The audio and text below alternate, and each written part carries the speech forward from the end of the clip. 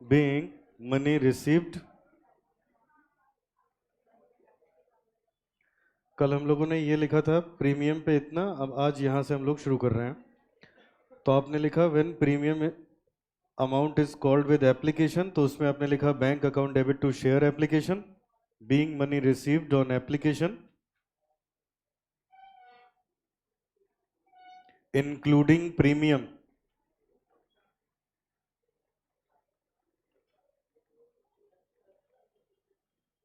B point में लिखिए when application money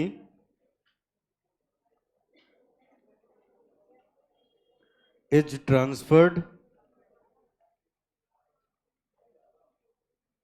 to share capital,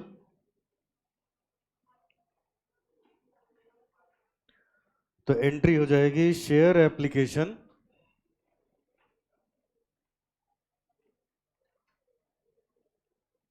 account debit to securities premium to share capital being application money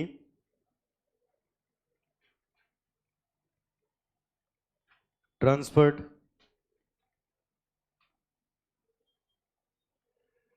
C point में लिखिए when premium amount called with allotment money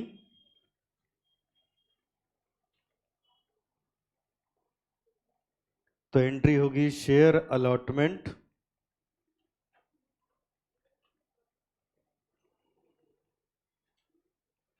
account debit to share capital to security premium.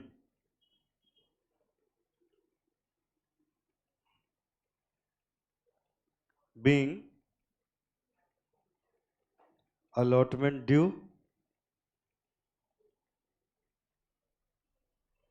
along with premium।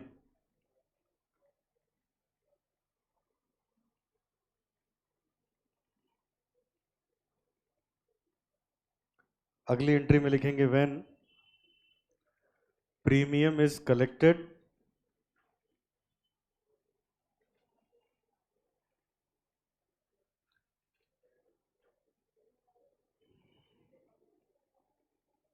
along with allotment money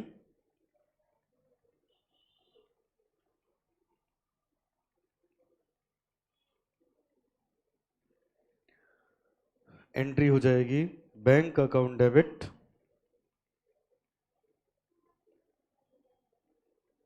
to share allotment.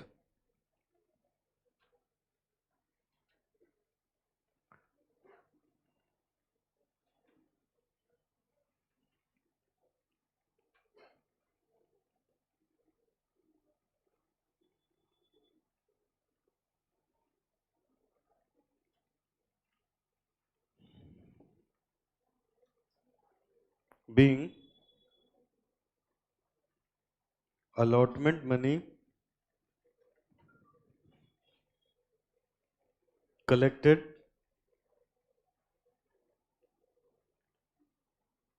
along with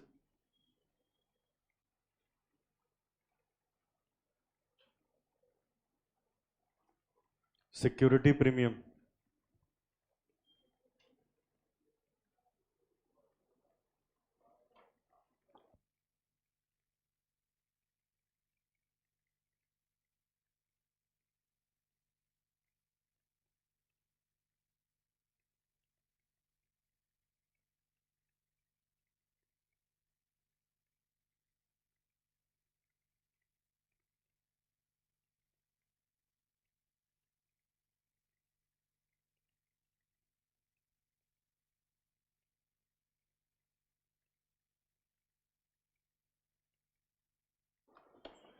चलो copy कर लिया।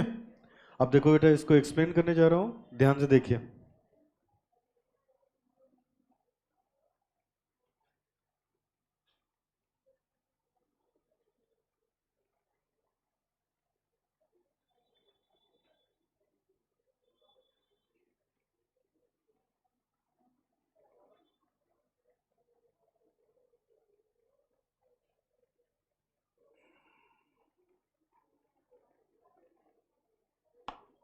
चलो अब आगे देखिए, सबने कॉपी कर लिया?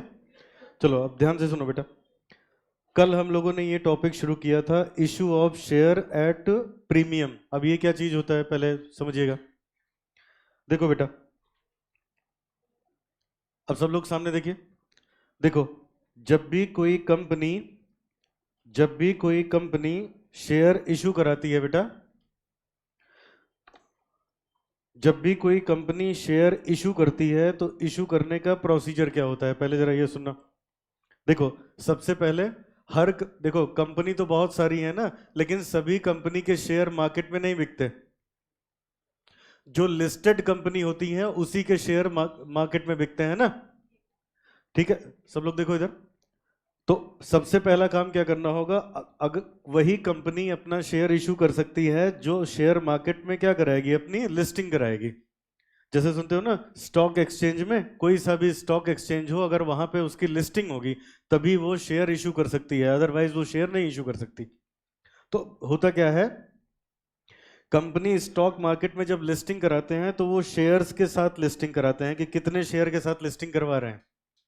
ठीक है, फिर वहां पे शेयर की एक फेस वैल्यू डिसाइड करनी होती है। क्यों? क्योंकि उस फेस वैल्यू के हिसाब से उसकी फीस पड़ती है लिस्टिंग की।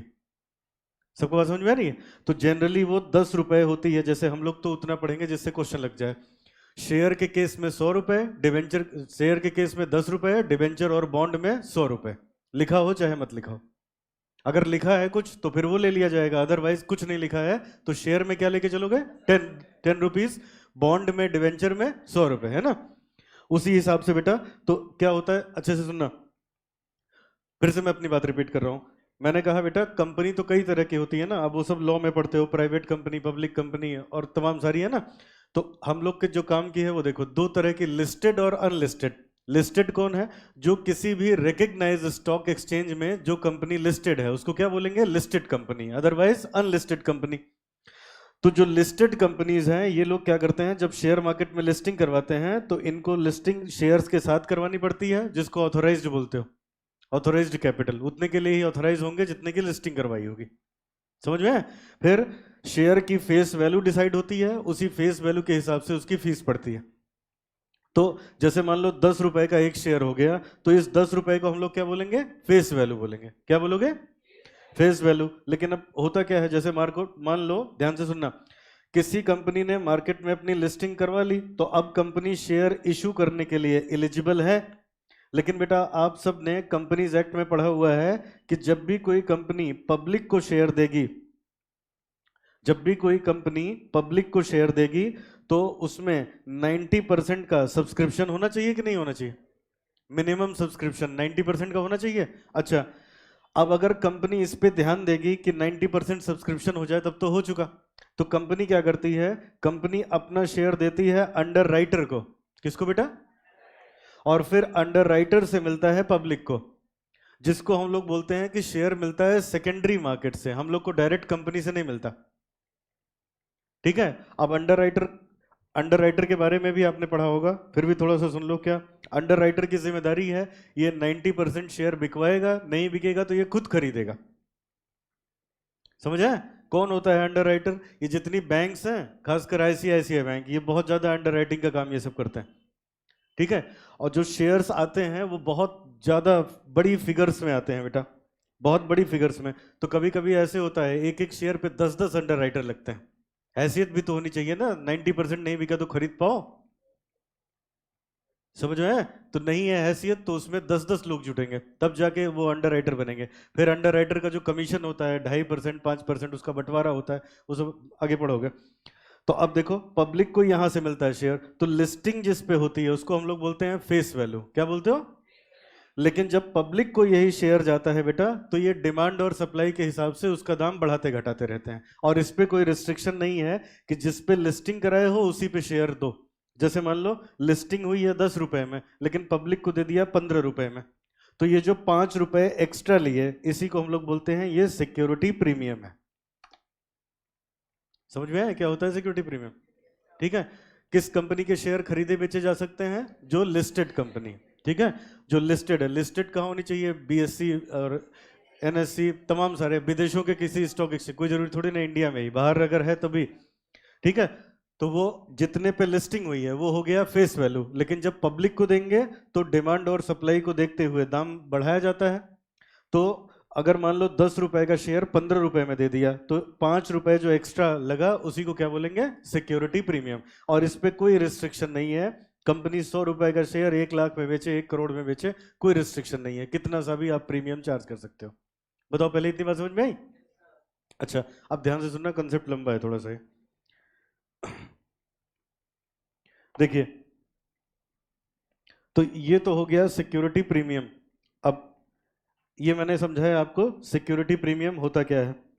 तो प्रीमियम का मतलब अब आप समझ गए। अब बताओ बेटा, अब कंपनी ने स्टॉक मार्केट में फीस किस पे दी है? 10 रुपए पे। पब्लिक से मान लो कितने ले रही है? 15 रुपए। 5 रुपए एक्स्ट्रा लिए, तो उस पैसे का क्या होगा? उसके लिए बेटा कंपनीज एक्ट ने बना दिया सेक्शन 52। समझ आए? कंपनीज एक्ट में बना दिया गया सेक्शन 52। कहते हैं पैसे 10 रुपए के तुम 10,000 ले लो ज्यादा, वो तो उसमें कोई प्रॉब्लम नहीं है, लेकिन वो जो पैसे कंपनी ले रही है वो पैसे कहां खर्च करेगी, उसके लिए बेटा सेक्शन 52 में ये इतनी सारी रिस्ट्रिक्शन डाल दी गई। कहा गया, ध्यान से समझना, कहा गया कि 10 रुपए के बदले में 15 रुपए ले तो रहे हो, लेकिन ये जो 5 रुपए एक्स्ट्रा ले रहे हो, ये 5 रुपए कहां खर्च होगा? ये वहीं खर्च होगा जहां सेक्शन 52 में लिखा हुआ है। समझ में आता है? तो वैसे दो, अब डिटेल में हम लोग पढ़ें तो इसमें आता है एक 52(2) और एक आता है 52(3), लेकिन वो बहुत लंबा हो जाएगा, तो 52 से काम चलाते हैं। अब बताओ फटाफट, कोई भी कंपनी फेस वैल्यू से जितने ज्यादा दाम पे शेयर इशू करेगी, उस डिफरेंस अमाउंट को हम लोग क्या बोलेंगे? The difference between issue price and face value is known as security premium. अब प्रीमियम कलेक्ट तो कर लो, कंपनीज एक्ट उसके लिए मना नहीं करता, लेकिन जब एक बार कलेक्शन हो गया तो खर्च कहां करोगे? इसके लिए कहां एक्सप्लेनेशन दी है? सेक्शन 52 में जो लिखा है वहीं खर्च होगा। अब देखो, ये ऐसे सोचो बेटा, जैसे मान लो आपको ही कहीं से पैसे मिल जाएं, लेकिन उसकी रिस्ट्रिक्शन हो कि यहीं यहीं खर्च होगा, तो वो बेकार पैसा है ना भाई। या तो हमारे पास उस तरह के खर्चे हों, जैसे क्रेडिट कार्ड पे रिवॉर्ड्स पॉइंट नहीं देते, वो कहीं जाता ही नहीं, कुछ होता ही नहीं उसका। समझ आया ना? वो बेवकूफ बनाने का तरीका है।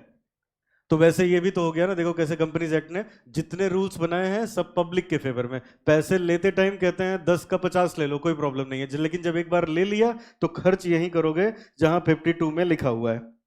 तो अब इसका उल्टा सोचो, हमारे पास अगर ये खर्चा है तब तो हम ले लें, बोलो बेटा।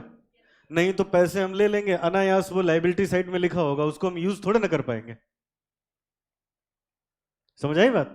तो इनडायरेक्टली कंपनीज एक्ट इस पे फंसाता है कंपनीज को, कि वो चाहता है कि अगर प्रीमियम पे इशू कर रहे हैं तो ये उनके पास खर्चे हैं, तब तो प्रीमियम पे इशू करें, नहीं तो अभी देखो इसको एक्सप्लेन करूंगा तो और अच्छे से समझ में आएगा। समझ में आया व्हाट इज सिक्योरिटी प्रीमियम? कहां यूज होगा, कौन से सेक्शन में लिखा है? 52 टू, सेक्शन 52 में लिखा है। चलो और डीप में नहीं जाते हैं। अब यहां देखो जरा क्या लिखा है। अब इसमें यह लिखा है, when shares are issued at premium the premium amount is credited to separate account called security premium. पहला काम उन्होंने क्या किया? कहते हैं जैसे ही तुम प्रीमियम लोगे, कहते हैं बेटा जैसे तुमने 10 का शेयर 15 में इशू किया, तो इस 15 के दो टुकड़े कराएंगे। 10 रुपया तो शेयर कैपिटल में जाएगा, 5 रुपए सिक्योरिटी प्रीमियम में लेके जाएंगे, पैसा अलग करवा दिया। ठीक है, तो जो पैसा हमें प्रीमियम पे मिलेगा उसको हम कहां लेके जाएंगे बेटा? सिक्योरिटी प्रीमियम अकाउंट में लेके जाएंगे। अच्छा,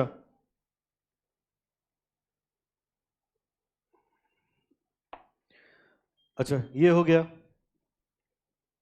जो एक्स्ट्रा पैसा होगा कहां लेके जाएंगे? सिक्योरिटी प्रीमियम में लेके जाएंगे। सबको ये बात समझ में आ रही है? अब आगे देखना, नेक्स्ट। नेक्स्ट, अब कहते हैं पहले तो सिक्योरिटी प्रीमियम में ट्रांसफर कर दो। अब कहते हैं जो पैसा उस अकाउंट में चला गया वो यही 5 जगह खर्च होगा।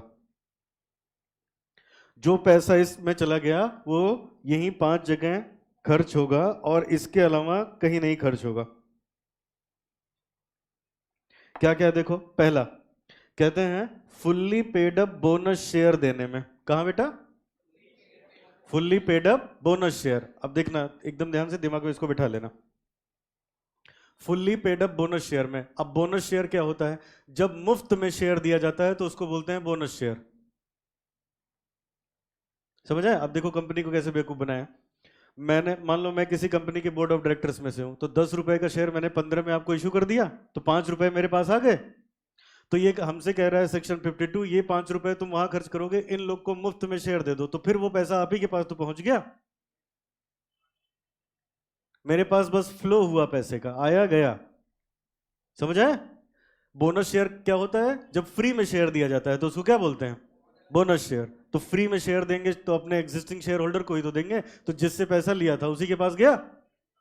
समझ आए? ये पहला। दूसरा देखो, writing of preliminary expenses. Companies act में पढ़ा है, कोई भी कंपनी बनाने के लिए उसका मेमोरेंडम और आर्टिकल्स ये सब बनवाने के लिए जो शुरुआत के खर्चे होते हैं उसको क्या बोलते हैं? Preliminary expenses.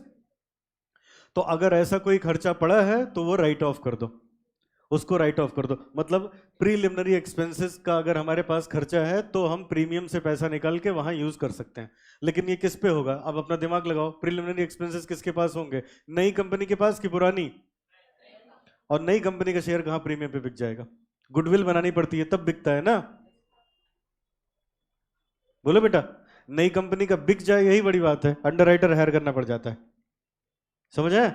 अच्छा, अब दूसरा देखो, तीसरा कहते हैं writing off the expenses of commission paid और discount allowed if any security. यहां पे चलो बताओ, पहला क्या था? पहला ये पैसा कहां खर्च होगा? Fully paid up bonus share देने में। ये जरूर बोलना, फुल्ली पेड अप। बोनस का मतलब फ्री होता है, तो फ्री ऐसे भी होता है, 10 रुपए में 5 रुपए फ्री कर दिया, 5 मांग लिए, तब भी वो बोनस है। समझ आए? उसको बोनस कॉल बोलते हैं।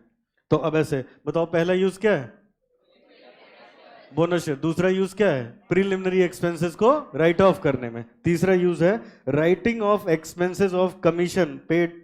अगर कोई हमने कमीशन दिया है, अगर हमने कोई कमीशन दिया है तो उस कमीशन को भी राइट ऑफ करने में इस पैसे का यूज कर सकते हैं। Discount allowed if any on securities और डिवेंचर। बेटा किसी प्रकार की कोई सिक्योरिटी है, अगर हम उस पर कोई डिस्काउंट दे रहे हैं, जैसे आप बताओ, ये बताओ मुझको, पहला समझ में आ गया? Fully paid up bonus share.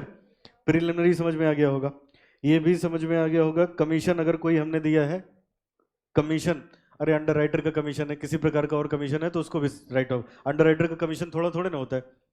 Debenture के केस में 2.5%, शेयर के केस में 5%, लाखों करोड़ केस आते हैं तो उसका 5% भी बहुत ज्यादा हो जाता है ना, तो वो राइट ऑफ करने में। अगला डिस्काउंट अलाउड। अब बेटा आप लोगों ने अगर डिवेंचर पहले पढ़ा है तो ऐसे नहीं होता, issued at par, redeemable at discount. तो वो जो डिस्काउंट है उसका नुकसान होता है ना, मतलब issued at discount redeemable at par. ये मैं ऐसे लिख रहा हूं, देखो, जैसे 100 रुपए का है डिवेंचर, इशू किया 90 में, वापस लौटाएंगे मान लो 110 प्रीमियम पे, तो कंपनी को कुछ घाटा हुआ कि नहीं? तो उस घाटे की भरपाई भी ये लोग कर लेते हैं। कहां से? यहीं से। अब इसका मतलब समझो, यहां तो बड़ा आसान लगता है, जानते हो।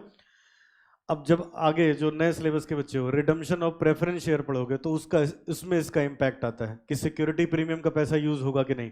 डिवेंचर की रिडम्पशन पढ़ोगे तो यहां लिखा है कि नहीं, तो सिक्योरिटी प्रीमियम में अगर कोई पैसे हैं तो उस चैप्टर में भी जाके हिट करता है कि यहां का पैसा वहां यूज होगा कि नहीं होगा।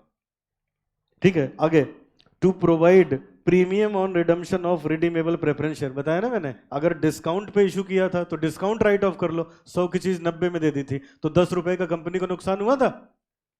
बोलो बेटा, तो वो 10 रुपए राइट ऑफ कर ले। और ये देखो प्रीमियम पे रिडीम कर रहे हो तब भी यहां से, और अपनी सिक्योरिटी खरीदने के लिए। अब एक एक बार, पहला fully paid up bonus share देने में इसका इस्तेमाल होता है। दूसरा प्रीलिमिनरी एक्सपेंसेस को राइट ऑफ करने में होता है। क्लियर है?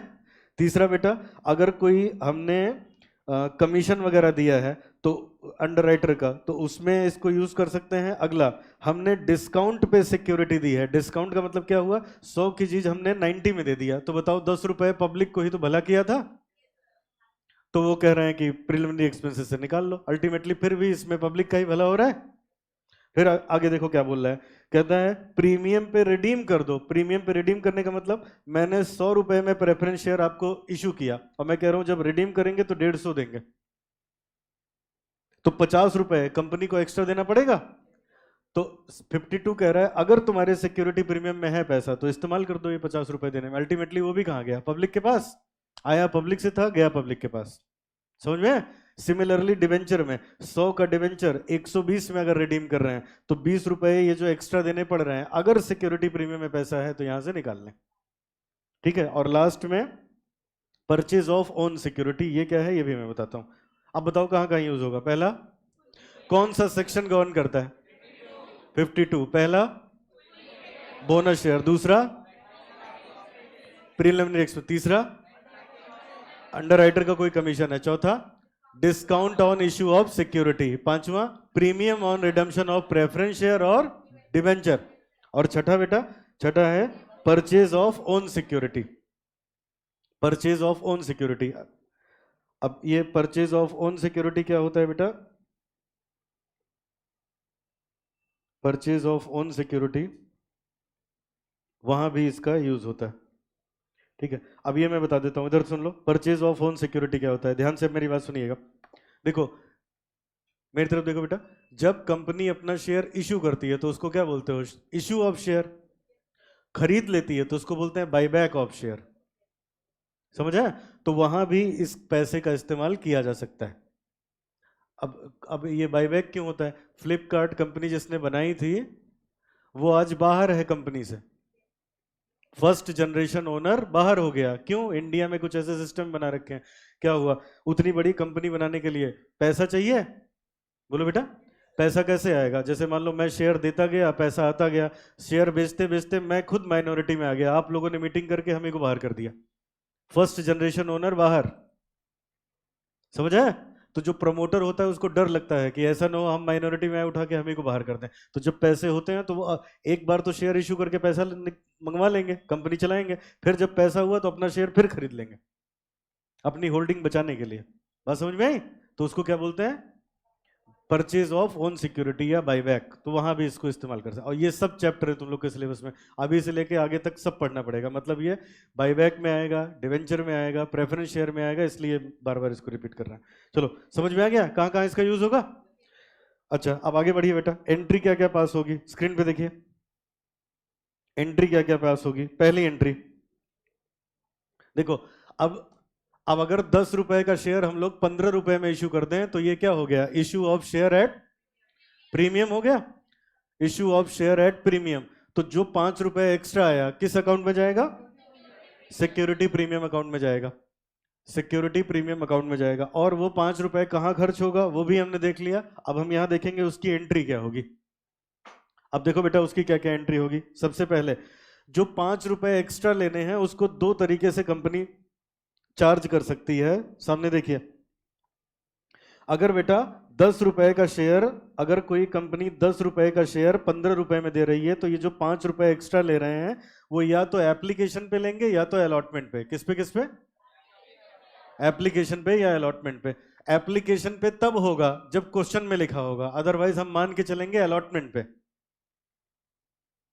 समझ आया। फिर से एक बार बताओ जरा, वो जो सिक्योरिटी प्रीमियम कंपनी हमसे चार्ज करेगी वो कौन कौन सी स्टेज पे ले सकते हैं, एप्लीकेशन स्टेज या अलॉटमेंट स्टेज। कुछ नहीं लिखा होगा तो अलॉटमेंट स्टेज, जब लिखा होगा तब क्या होगा, एप्लीकेशन स्टेज।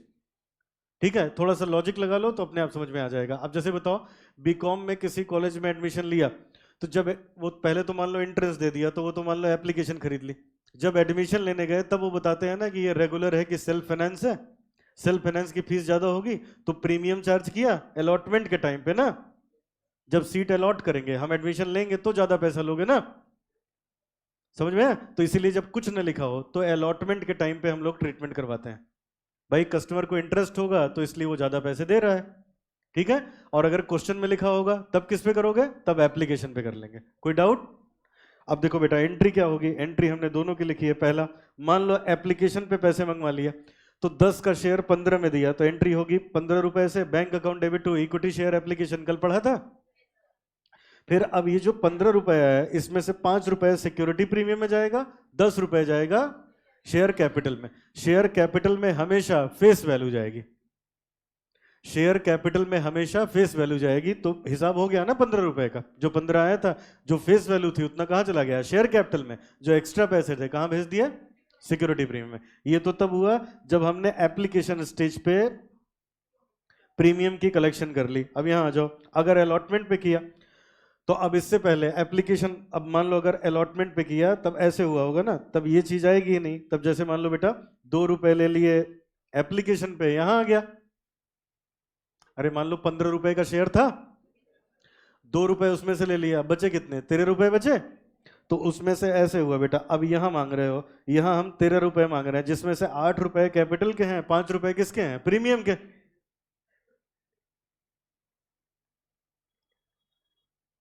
समझ आ रहा है? 10 रुपए का शेयर कितने का था, 15 का, जिसमें से 5 रुपए किस बात के थे, प्रीमियम के।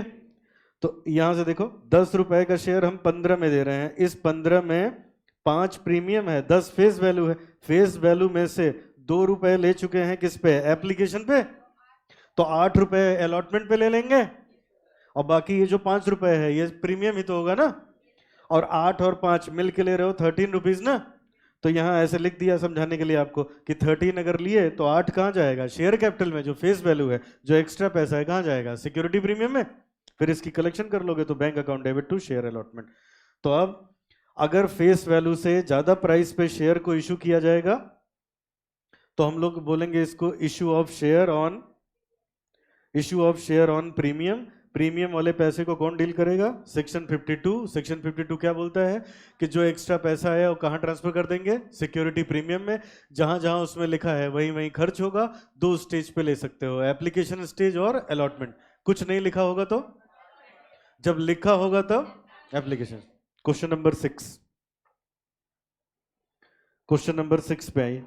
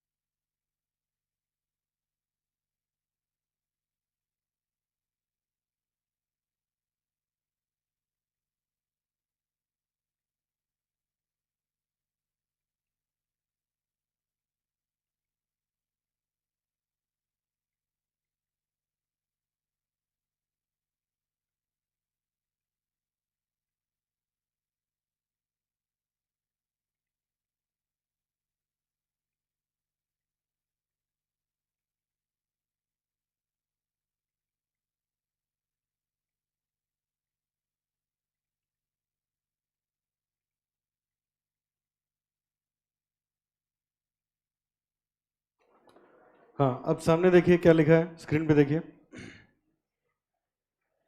On 1 October 2017, Pioneer Equipment Limited received application for 2,50,000 equity shares of rupees 100 each to be issued at premium of 25% payable as। बेटा अब इधर देखो, ये क्या लिखा है, 25% ना, तो इम्प्लाइड होता है ऑफ फेस वैल्यू। जब भी परसेंट लिखा होगा तो किस चीज का, फेस वैल्यू का। तो 100 का शेयर कितने में जाएगा, 125 में। अच्छा, तो यहां से पता चल गया ये प्रीमियम पे गया शेयर। अब ये देखो कह रहे हैं एप्लीकेशन पे, एप्लीकेशन पे ये 25 रुपए, और ये देखो ऐसे बताया ना, इसका एप्लीकेशन पे 25 रुपए, अलॉटमेंट पे 75 रुपीज, और बैलेंस कह रहे हैं जब इनको जरूरत पड़ेगी तब ये उसकी डिमांड करेंगे। अच्छा, ये कुछ और ही है बेटा, इसका मतलब नहीं। आगे, the shares were allotted by the company, the shares were allotted by company on 20th October and the allotment money was received और जर्नल एंट्री करनी है। तो आप जरा 1 मिनट फिर से देख लो, बताओ शेयर कितने का था? 100 रुपए का। कितने में इशू हुआ है? 125 में। तो बेटा देखो 25 यहाँ, 75 यहाँ, 100 तो यही हो गया। तो वही 25 बचा है, 25 बचा है ना यहाँ पे। और ये जो 75 है, इसमें 50 रुपए फेस वैल्यू का होगा, 25 रुपए किसका होगा? सिक्योरिटी प्रीमियम का ना। और लिखा भी है अलॉटमेंट पे ये लोग चार्ज कर रहे हैं। तो आइए एंट्री बनाते हैं। सबसे पहली एंट्री 1 अक्टूबर 2017, bank account debit to equity share application,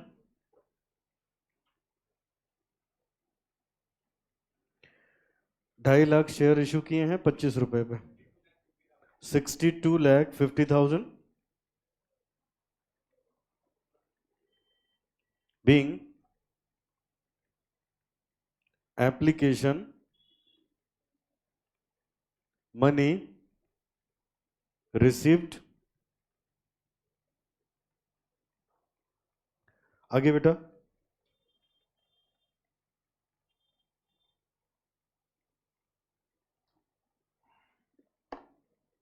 second entry, अब इसका पैसा मिलेगा।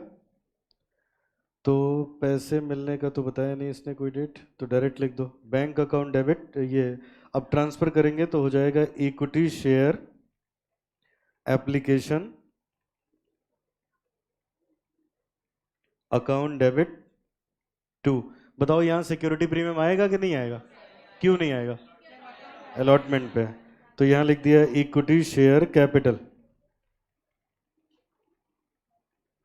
पूरा 6 लाख 62,50,000 पूरा पूरा यहां आ गया। Being application money transferred.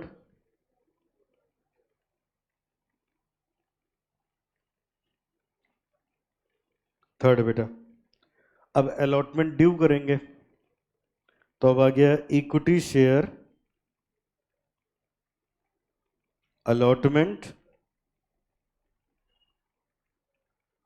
Account debit to equity share capital to security premium.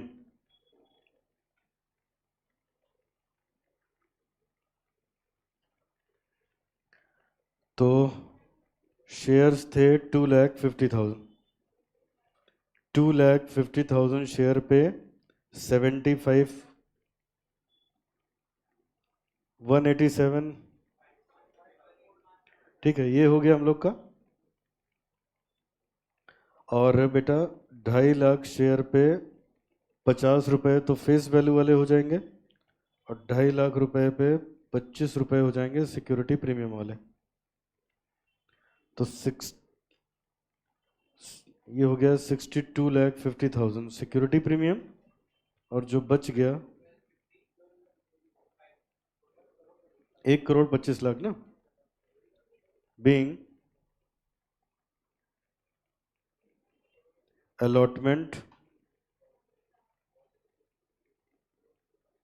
Due.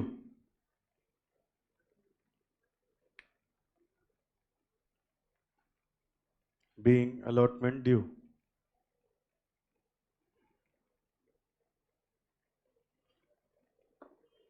अब पैसे कलेक्ट कर लो। Bank account debit to equity share allotment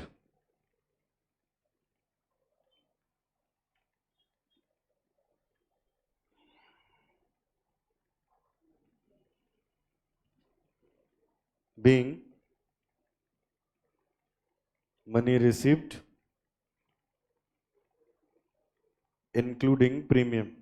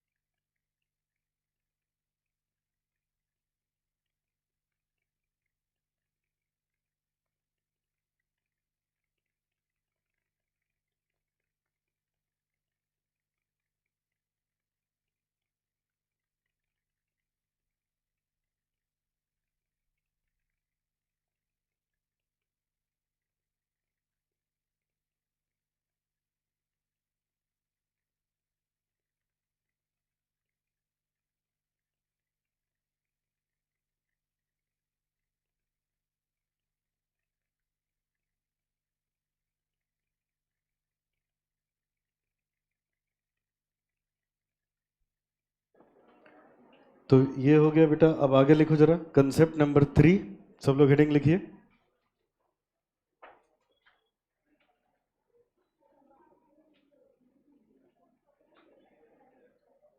concept number 3, इसका नाम है over subscription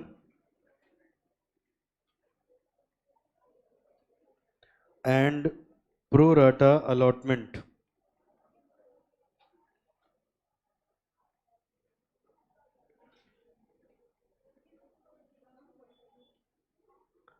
over subscription and pro rata allotment.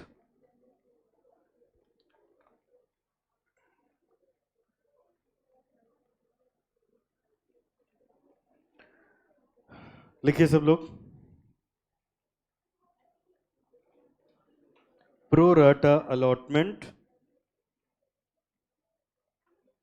means allotment in proportion of shares applied for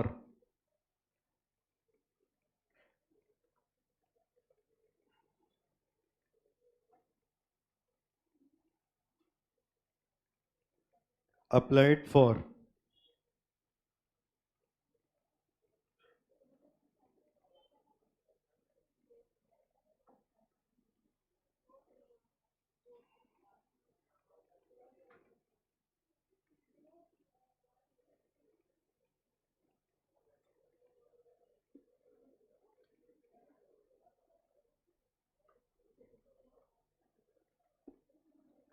हाँ, number of shares applied for. आगे लिखिए under pro rata allotment, under pro rata allotment the excess application money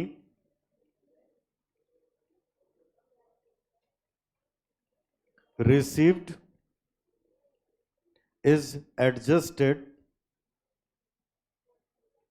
against the amount due on allotment or calls.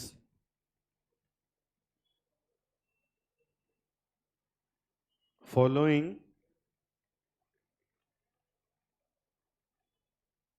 journal entries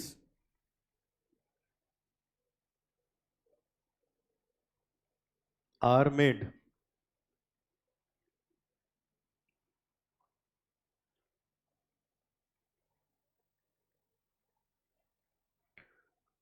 पहला, for rejected application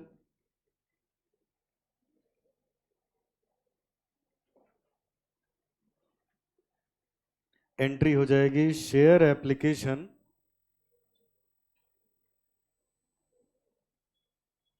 account debit to bank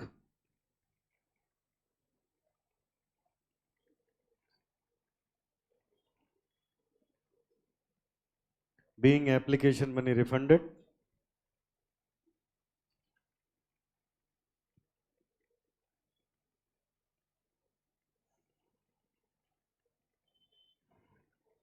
B point,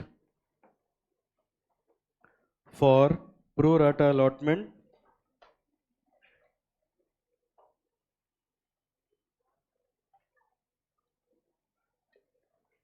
entry होगी share application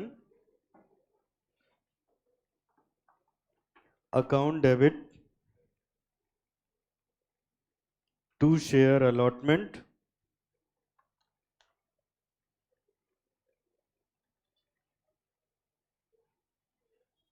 to share call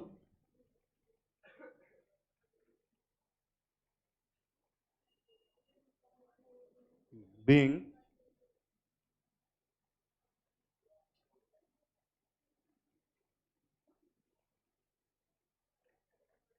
pro rata allotment made.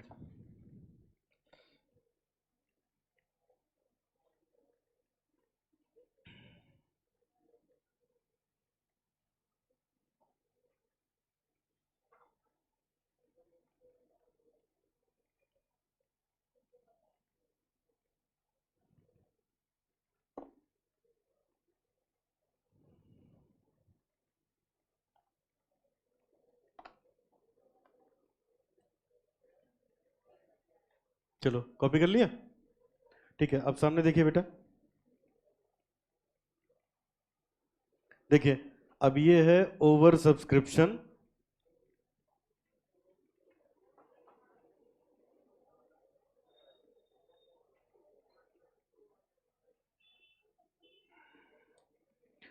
अब ये पढ़ने जा रहे हैं over subscription या pro rata allotment. अब ये क्या चीज है, सब लोग ध्यान से सुनिए। कल भी एक पॉइंट आया था बेटा ओवर सब्सक्रिप्शन। देखो ये चैप्टर कैसे चल रहा है। देखिए सबसे पहले यहां हम लोगों ने पढ़ा था फुल सब्सक्रिप्शन। इसका मतलब क्या था, 10,000 शेयर कंपनी ने इशू किए, एप्लीकेशन भी 10,000 किया है। फिर हमने पढ़ा था अंडर सब्सक्रिप्शन, 10,000 शेयर इशू हुए और 9,000 की एप्लीकेशन आई। फिर हम लोगों ने पढ़ा था ओवर सब्सक्रिप्शन, 10,000 शेयर्स इशू किए, 12,000 की एप्लीकेशन आ गई, तो क्या हो गया, ओवर सब्सक्रिप्शन। अब उसमें दो बातें कल पड़ी थी, एक या तो हम उनके पैसे वापस कर दें, रिफंड कर दें, या तो यहाँ पे ये ये जो एंट्री पड़ी थी ना, यही थी प्रोराटा की। तो कल जो क्वेश्चन किया था उसमें ये तो कवर हो गया था, ये रह गया था। अब इसी को डिटेल में यहाँ पढ़ रहे हो, प्रोराटा अलॉटमेंट। अब प्रोराटा अलॉटमेंट होता क्या है, ध्यान से सुनिएगा। देखो मान लीजिए किसी कंपनी ने 3,50,000 शेयर इशू किया, किसी कंपनी ने इतने शेयर इशू किया और लोगों की एप्लीकेशन आ गई मान लो 4 लाख शेयर की, 4 लाख शेयर की एप्लीकेशन आ गई। तो अब क्या होता है बेटा, अब क्या होता है, लोगों को प्रोपोर्शनेट बेसिस पे शेयर दे दिया जाता है। प्रोपोर्शनेट बेसिस का मतलब ऐसे थोड़ी ना है ये 4 लाख अलग अलग लोग हैं, कम लोग होंगे ना, एक एक आदमी ने 10 शेयर के लिए, 100 शेयर के लिए, जिसके पास जैसा होगा वैसे अप्लाई किया होगा। तो कंपनी ये चाहती है कोई खाली हाथ ना जाए। चलो जिसने 10 शेयर के लिए अप्लाई किया है उसको 5 ही दे दो, लेकिन मिल जाए सबको टुकड़ों में। तो जब ऐसे करते हैं तो इसको क्या बोलेंगे, प्रो राटा अलॉटमेंट। बात समझ में आई। लेकिन अब एक प्रॉब्लम है बेटा, क्या, देखो अगर हमने 3,50,000 शेयर इशू किए थे तो एप्लीकेशन वाला पैसा इसी का लेना चाहिए था ना, लेकिन हमें तो पैसे मिल गए होंगे ज्यादा, 50,000 शेयर के ज्यादा पैसे मिल गए ना। तो अब उसके दो रास्ते हैं, या तो उसको रिफंड करवा दो, या तो रिफंड करवा दो, दूसरा या तो प्रोपोर्शनेट कर लो। रिफंड तो समझ ही रहे हो सब लोग, प्रोपोर्शनेट का मतलब ये हुआ कंपनी कहेगी देखो जो ये एक्स्ट्रा पैसा दिए हो तुम लोग, अभी मुझे तो पैसे मांगने ही है कॉल पे अलॉटमेंट पे, तो ये पैसा धीरे धीरे उसी में एडजस्ट कर देंगे, एक बार हम आपसे लें फिर लौटाएं फिर लें, तो वो लेंदी प्रोसेस हो जाएगा ना। तो हम लोग ये एंट्री बेटा ऐसे, तो इसी को हम लोग बोलते हैं प्रो राटा अलॉटमेंट। अब ये देखिए क्या लिखा हम लोगों ने, pro rata allotment means allotment in proportion shares applied for, मतलब जैसे लोगों ने अप्लाई किया है उसी के प्रोपोर्शन में उनको अलॉट कर दो। ठीक है, और ये कौन डिसाइड करता है, बोर्ड ऑफ डायरेक्टर्स, कि कैसे क्या करना है। फिर लिखा है under pro rata allotment the excess application money received is इधर एडजस्टेड और रिफंडेड, यहां लिखा है is adjusted against the amount due. अब अगर प्रो राटा करेंगे तो ऑब्वियसली, अगर हम लोग प्रो राटा करेंगे तो ऑब्वियसली बेटा ज्यादा शेयर के पैसे आए होंगे ना, तो उसको हम लोग मैनेज कर देते हैं कि भाई कितने ज्यादा लोगों से पैसा लिया गया है, अब कहाँ तक उनको एक बार उनको वापस करें, फिर हम लोग फिर उनसे पैसे मांगे, तो हम लोग उसको एडजस्ट कर देते हैं। तो अब ये कैसे होता है, इसके लिए हम लोग एक क्वेश्चन करेंगे, वहां से आपको समझ में आएगा। क्वेश्चन नंबर 7 पे जा जाओ सब लोग।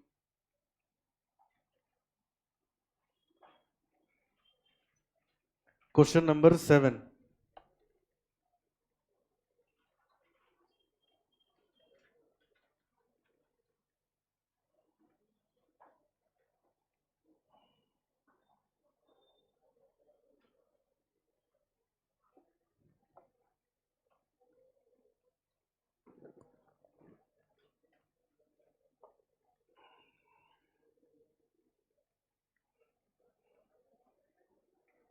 पहले बेटा एक टेबल बनाइए जैसे मैं बना रहा हूँ, ठीक है, 9 कॉलम की एक टेबल बनानी है, पहला कॉलम छोटा होगा बाकी सब एक बराबर होंगे लगभग।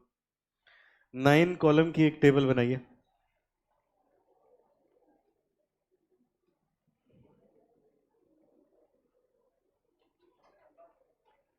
पहला कॉलम छोटा होगा बाकी सब लगभग बराबर ही होंगे।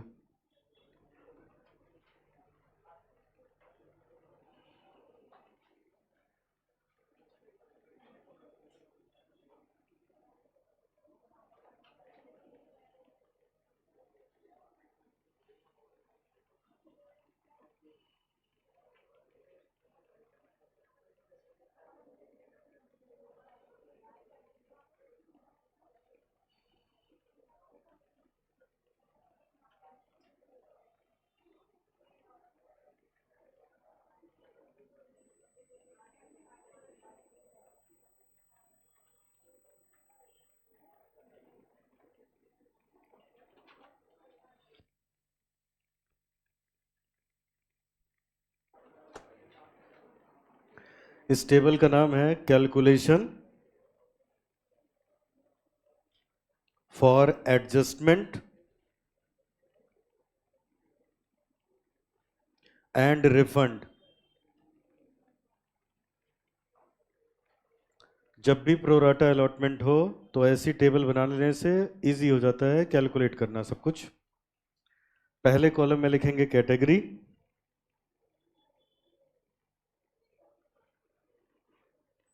सेकंड कॉलम में हम लोग लिखेंगे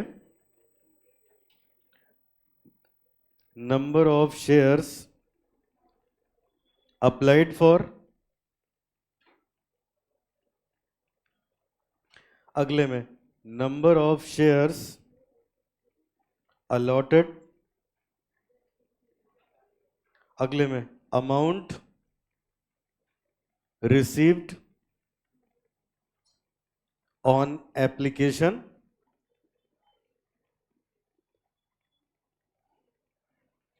उसके बाद बेटा अमाउंट रिक्वायर्ड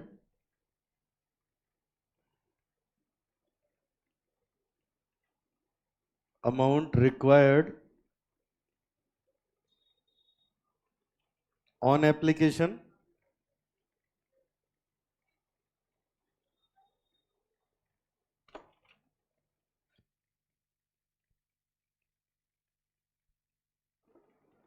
फिर लिखेंगे रिफंड, उसके बाद amount due on allotment,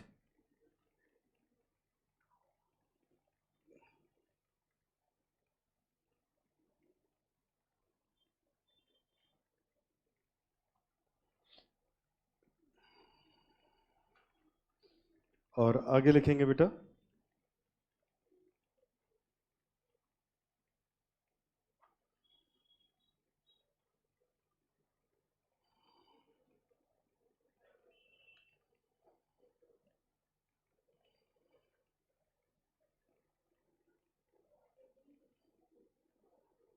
amount adjusted on allotment,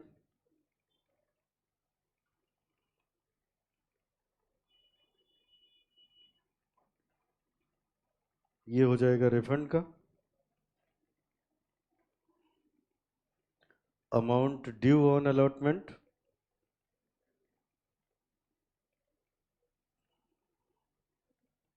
last में amount received on allotment.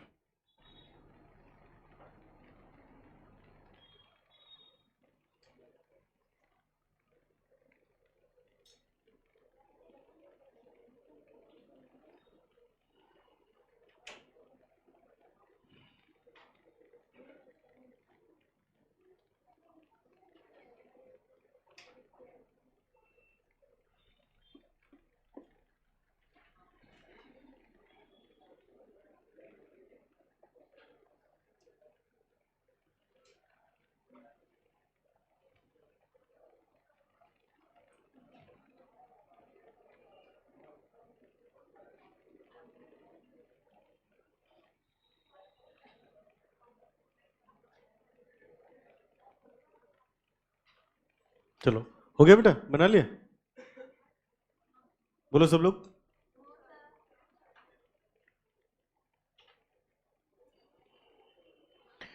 Category number of shares applied for, number of shares allotted, amount received on application, amount required on application, amount adjusted on allotment, फिर refund, फिर amount due on allotment, amount received on allotment.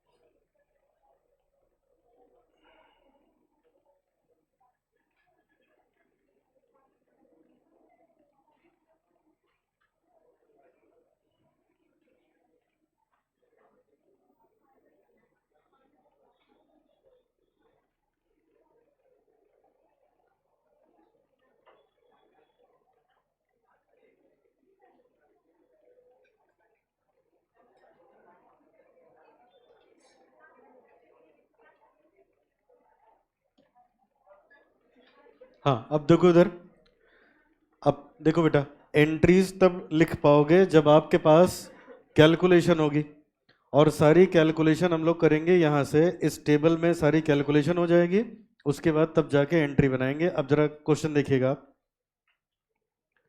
Question अब करने जा रहे हैं, ध्यान से सुनिए। पहले ये टेबल देख लेना, ये इंपॉर्टेंट है, ठीक है, उसके बाद एंट्री तो फिर हो ही जाएगी। देखिए अब क्या क्या लिखा हुआ है। सबसे पहले लिखा है, यहां से पढ़ो, JHP limited is a company with authorised capital 10 lakh, authorised capital ₹10 lakh in equity shares of ₹10 each. अब बताओ बेटा, अगर इनके पास 10 लाख की ऑथराइज्ड कैपिटल है, 10 लाख रुपए की, एक शेयर 10 रुपए का है, तो 1 लाख शेयर है इनके, तो इसका मतलब इनकी ऑथराइज्ड कैपिटल हुई 1 लाख शेयर की। आगे पढ़िए। Of which 6 lakh shares had been issued and fully paid up on 30th June 2016, the company proposed to make further issue. अभी यहाँ इसका मतलब फिर पैसा, अभी देखते हैं बेटा ये क्या है, छोड़ो उसको। ऑथराइज की जरूरत पड़ेगी नहीं, ऑथराइज की जरूरत तब पड़ती है जब बैलेंस शीट बनाते हो, समझ आए? और टेक्निकल कब होता है? अब हो सकता है आप लोगों ने ऐसे क्वेश्चन नहीं कराए हो, जैसे अभी क्वेश्चन करोगे ना आगे जब पढ़ोगे, ऑथराइज्ड मान लो 10 लाख की है, उसी में बोनस दे दिया। बोनस इश्यू जानते हो सब लोग, राइट इश्यू जानते हो? तो ये सब बांटते बांटते क्या होता है, कभी कभी ऑथराइज के ऊपर निकल जाता है क्वेश्चन लगाते लगाते, समझ रहे हो ना, नंबर वहां काटता है एग्जामिनर। तब क्या होता है, तो कंपनीज एक्ट में ऐसे होता है बेटा, जितने भी शेयर से आप ऑथराइज्ड हो, आपको बढ़वाना है, एक एप्लीकेशन दो, उसकी फीस दो, बढ़ जाएगी। तो हम ये एज्यूम कर लेते हैं, जैसे मान लो एक कंपनी 10 लाख शेयर के लिए ऑथराइज थी, 5 एक इशू किए, 4 एक इशू कर दिए, तो 9 लाख तो वैसे ही हो गए। अब इन्होंने बोनस दे दिया 2 लाख शेयर का, तो ऑथराइज से ऊपर निकल गया ना, तो कभी भी इशूड ऑथराइज से ज्यादा नहीं हो सकता। तो जैसे मान लो इशू हो गए 12 लाख, तो हम लोग ऑथराइज को भी कितना लिख देते हैं, 12 लाख। और उसके पीछे लीगल कॉन्सिक्वेंसेस क्या होते हैं, कंपनी को एक एप्लीकेशन देनी होती है, जिस स्टॉक एक्सचेंज में वो लोग रजिस्टर्ड हैं, उसकी फीस दे दो, ऑथराइज बढ़ जाएगी। समझ आए? हम लोग को लेवल पे बैलेंस शीट तो आती नहीं, तो उसका कोई मतलब ही नहीं है। वैसे भी अभी देख लेंगे इसको है क्या इसमें। अब देखो इनके पास 6 लाख शेयर ये पहले इशू कर चुके हैं 30 जून को, लिखा है ना, हैड बीन इशूड, पहले इशू कर चुके हैं। The company proposes to make further issue of 1 lakh share of ₹10 each at 14। तो अपना सवाल बेटा यहां से शुरू होता है, 1 लाख शेयर कंपनी इशू कर रही है, 10 रुपए का एक, लेकिन कितने पे इशू कर रहे हैं, 14 रुपीज पे। यहां तक बात समझ आ रही है? तो इसका मतलब 4 रुपए के प्रीमियम पे ये लोग काम कर रहे हैं अपना, ठीक है। अब ऐसे समझते जाना। देखो अब जरा ये क्या लिखा है बेटा, चलो इतना बता दो, जितने मैंने पढ़ा है इसमें से क्या पता चला आपको, कितने शेयर कंपनी ने इशू किए हैं टोटल? 1 लाख नहीं, हमें अब जिसकी अकाउंटिंग करनी है वो तो 6 लाख पहले कभी कर दिया है, तो उसकी एंट्री वेंट्री हो गई होगी ना, हमें 1 लाख का करना है। तो अब ये बताओ, अगर 1 लाख इशू किए हैं तो अलॉट कितने कर सकते हैं, 1 लाख, ठीक है। अभी आप मत लिखना, मैं समझाने के लिए लिख रहा हूं। तो ये देखो, अभी जब मैं इस कॉलम का, अभी जब मैं यहां का टोटल लगाऊंगा तो ये आएगा 1 लाख। ऊपर देखो लिखा क्या है, नंबर ऑफ शेयर्स अलॉटेड, तो जितने इशू करोगे उतने ही तो अलॉट कर पाओगे। सवाल प्रोरेटा का है, तो इसका मतलब 100%, 1 लाख से ज्यादा की एप्लीकेशन आएगी, लेकिन अलॉट कितने कर पाएंगे, 1 लाख ही कर पाएंगे। ठीक है, चलिए आगे बढ़िए। अब ये इतना हो गया। अब ये देखो बेटा, कहते हैं अब अरेंजमेंट्स वगैरह ऐसे हो रहे हैं, कैसे कह रहे हैं, 2 रुपए लेंगे एप्लीकेशन पे, डेट भी दी है प्रॉपर, अलॉटमेंट जुलाई में करेंगे और अलॉटमेंट पे प्रीमियम लेंगे, कॉल के बारे में सब कुछ बता दिया, ठीक है। तो ये अपने पास डेट्स हैं। तो अब अभी तक तो क्वेश्चन हम लोग ऐसे ही कर लेते थे, अब प्रॉपर जर्नल का फॉर्मेट बनाएंगे, उसमें डेट्स वेट्स लिख के फिर काम करेंगे, ठीक है। अभी ये मतलब कहे नहीं बेटा, इस पर मैं ध्यान नहीं दे रहा। अब ये देखो काम का ये है, देखो जरा अब क्या लिखा है, ये 2 बार टाइप हो गया था। एप्लीकेंट्स ऑफ, अब देखो हुआ क्या है, बताओ एक बार, कितने शेयर कंपनी ने इशू किए हैं जिसकी हमें एंट्री करनी है, 1 लाख ना। और ये देखो हुआ क्या बेटा, 3/20 की एक एप्लीकेशन आई, 30 की एक आई, 5 की एक आई। अभी मैं पढ़ूंगा पूरा, तो इसका टोटल 355 हो जाता है। तो 1 लाख शेयर के बदले में इनके पास एप्लीकेशन कितने की आ गई, 3,55,000 की। तो अब वही प्रोराटा होगा, कंपनी चाहेगी कोई खाली हाथ ना जाए, सबको कम ज्यादा कम करके मैनेज किया जाएगा। तो अब उसी की कहानी ये सुना रहा है, देखो। तो टोटल 3,55,000 की एप्लीकेशन आई। अब जरा आप ये देखो, बताओ सेकंड कॉलम का नाम क्या है, पढ़िए। तो क्या मैं यहां लिख दूं बेटा कि एप्लीकेशन आई है 3,55,000 की? मैं ये बस रिलेट करा रहा हूं, अभी क्वेश्चन पढ़ पढ़ के इसमें लिखा जाता है। मतलब 1,00,000 शेयर इशू हुए थे और एप्लीकेशन कितने की आ गई? 355 की। ठीक है, अब जरा पढ़ते जाओ ऐसे, देखो। चलिए अब शुरू से पढ़ रहा हूं बेटा, यहां तक समझ में आ रहा है? 1,00,000 शेयर इशू हुए, एप्लीकेशन कितने की आ गई? 355 की। अब कंपनी कर क्या रही है, देखो इधर, जल्दबाजी मत करना बेटा, समझिएगा बात को। देखो, कहते हैं applicants of 5,000 shares received allotment in full. अब असल में होता क्या है, देखो, देखिए मेरी तरफ।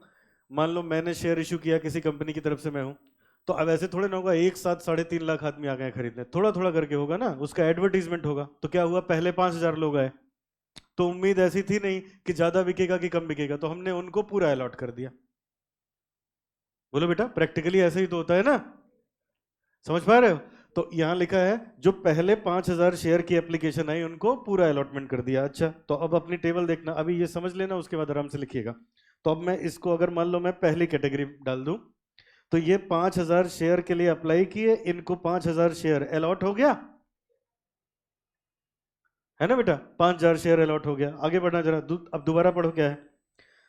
अब देखो, पहले से तो पता नहीं रहता ना भाई, एक डेट होती है ना, एक आध महीने तक चलता है इशू ऑफ शेयर, एक महीने का टाइम होगा। तो शुरुआत में जो एप्लीकेशन आई सबको फुल अलॉट कर दिया, फिर एकाएक ज्यादा एप्लीकेशन आने लगी तो इन्होंने कटौती कर दी। अब देखो क्या लिखा है दोबारा, एप्लीकेंट ऑफ 30,000 शेयर, कह रहे हैं एप्लीकेंट्स ऑफ 30,000 शेयर, जो 30,000 शेयर की application I, received an allotment 1 for every 2 applied. 2 के बदले में 1, मतलब आधा दिया इनको, जितने के लिए अप्लाई किया उसका आधा शेयर। तो क्या बेटा हम इसको ऐसे कह सकते हैं, यहां देखिए कि ये हो गई अपने पास कैटेगरी 2। इन्होंने अगर 30,000 शेयर के लिए अप्लाई किया है तो इनको 15,000 शेयर मिलेगा।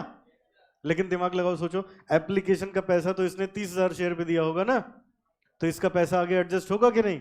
उसी के लिए बाकी के कॉलम है।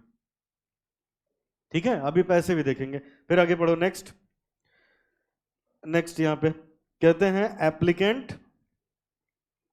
एप्लीकेंट ऑफ 3,20,000 शेयर, जो 3,20,000 शेयर है, उनका अलॉटमेंट हुआ 1 फॉर 4 अप्लाइड। 4 के लिए जो अप्लाई किया उसको 1 मिला, 1/4।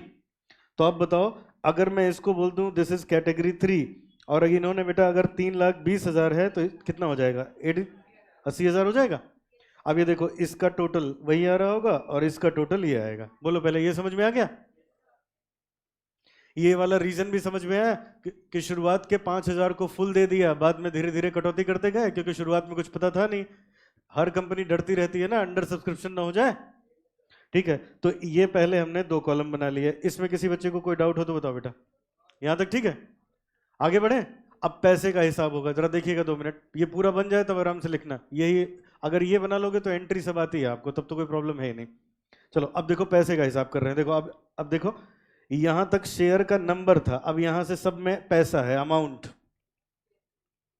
ठीक है, तो अब यहां पे पैसे लिखने जा रहे हैं। 2 मिनट, अब देखिए। अब बताओ इधर, सबसे पहले बताओ बेटा, जो पहली कैटेगरी थी उनका कुछ बढ़ घट रहा ही नहीं है ना? तो ये देखो, इनने 5,000 शेयर के लिए अप्लाई किया था, इनको 5,000 शेयर दे दिया, और यहां लिखा है 2 रुपए एप्लीकेशन पे मांग रहे हैं। तो बेटा इन्होंने 5,000 शेयर के लिए अप्लाई किया है, तो देखो अब हम यहां लिखेंगे अमाउंट रिसीव्ड ऑन एप्लीकेशन। तो 5 2 10,000 इन लोगों ने दिया होगा, बोलो बेटा। और अमाउंट रिक्वायर्ड 10,000 चाहिए भी तो था, जितना चाहिए था उतना इन्होंने दिया। तो इनका कुछ एडजस्ट या रिफंड होने का कोई चक्कर ही नहीं है। जो कम ज्यादा देगा उसका एडजस्ट होगा, उसका रिफंड होगा ना। इनका तो हिसाब बराबर है, बोलिए, इनका हिसाब बराबर है। अब बारी आई अलॉटमेंट की, जरा ये देखो उसी के नीचे क्या लिखा है। अलॉटमेंट पे ये लोग ले रहे हैं 5 रुपए इंक्लूडिंग प्रीमियम। कितना प्रीमियम था इसमें? 4 रुपए का। ठीक है, तो 5 रुपए ले रहे हैं, तो ऐसे ही देख लो बेटा, 5 5 25। बोलो, अलॉटमेंट पे कितना पैसा देना है? 1 शेयर पे 5 रुपए हैं, कितने शेयर? 5,000। 5 5 25, तो 5,000 25,000 इनके अलॉटमेंट के बनते हैं, 25,000 इन्होंने दिए। ये जितना ड्यू है उतना ही रिसीव हुआ होगा, क्योंकि पहले से बढ़ेगा घटेगा तब कुछ एडजस्ट होगा ना। तो ये हमने ऐसे लिख दिया। ये वाला क्लियर हुआ कि नहीं हुआ? ठीक है, अब अगला देखना, एकदम फोकस से ये बात समझते चलो। देखिए अब दूसरा क्या लिखा है, ध्यान से देखिए बेटा। अब इस पे आओ, देखो क्या लिखा है, सेकंड वाला point. The applications of 30,000 share, जो 30,000 शेयर की एप्लीकेशन आई आई अब यहीं रुक जाते हैं। बताओ, इन्होंने भले बेटा 30,000 शेयर के लिए अप्लाई किया, तो 2 रुपए हर एक एप्लीकेशन पे दिया होगा कि नहीं दिया होगा? क्योंकि बिना पैसे दिए तो एप्लीकेशन मिलेगा ही नहीं ना। तो इन्होंने 60,000 दे दिया होगा। तो ये देखो, अब मैं ऐसे लिख रहा हूं, यहां देखिए, इसका मतलब अमाउंट रिसीव्ड, रिसीव्ड में इन्होंने, इन लोगों ने 60,000 दे दिया होगा। बोलो बेटा। और शेयर इनको कितने दिए हो? 15,000। तो इनसे लेना कितना चाहिए था? 15 टू 30। इनसे लेना चाहिए था 30,000। तो अब बताओ बेटा, 60,000 इन्होंने दे दिया, 30,000 इनका बनता है, तो अब एडजस्ट करना पड़ेगा बाकी का 30,000 ना। या तो एडजस्ट या तो रिफंड, है ना, या तो एडजस्ट या तो रिफंड। तो अब ये देखो, ये सब इसी क्वेश्चन में लिखा होता है, हमें कुछ पढ़ने की जरूरत नहीं। ये देखो यहां से, applicant of 30,000 share received allotment 1 for 4 2 applied, no money was return, मतलब रिफंड नहीं हुआ, सब एडजस्ट हो गया होगा to this applicant. Surplus on the application being used on allotment, जो सरप्लस था वो कहां यूज हो गया? अलॉटमेंट पे। अब इधर देखना, ध्यान से सुनिएगा बात को।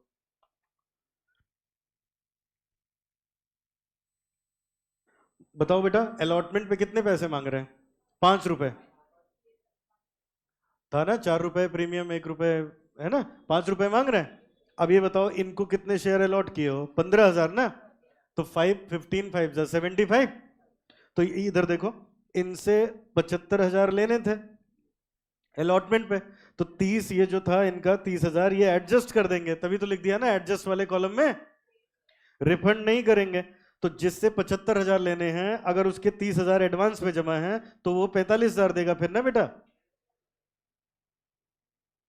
फिर से बताओ, चलो देखो एक बार और सुन लो। बताओ, कितने शेयर के लिए सेकंड कैटेगरी वालों ने कितने शेयर के लिए अप्लाई किया था? 30,000। तो 30 इंटू 2, 60,000 दे दिया होगा। बाद में कंपनी ने शेयर कितने दिए? 15। तो कंपनी को कितना पैसा लेना चाहिए था? तो 30 बढ़ रहे हैं उनके, तो उनके 30,000 बढ़ रहे हैं। ये जो बढ़ रहे हैं, क्वेश्चन में लिखा है ये एडजस्ट होगा, इसलिए रिफंड वाले कॉलम में क्या लिख दिया? नील। अब अलॉटमेंट पे 15 5 75 लेना चाहिए, 30 उनके एडवांस में है अपने पास, तो कितना कलेक्ट होगा? 45। समझ में आई बात? ऐसे लास्ट वाले पे आ जाओ, और जब ये बना लोगे तो इससे पैसे सब एकदम अपने पास रहते हैं, तो एंट्री बनाने में इजी होती है बेटा। चलिए अब दिमाग लगाइए, इधर देखिए। बताओ, जब थर्ड कैटेगरी वालों ने 3,20,000 शेयर खरीद डाले, तो एक शेयर पे 2 रुपए दिए होंगे, तो इसका मतलब इन लोगों ने पेमेंट कर दी होगी 6,40,000 की, क्या कहते हो? और इनको शेयर कितने दे पाए हो? केवल 80,000। तो 82 160 ही तो इनसे लेना चाहिए था, तो 160 इनसे लेना चाहिए था। ठीक है, अब आगे, यहां तक समझ में आ रहा है?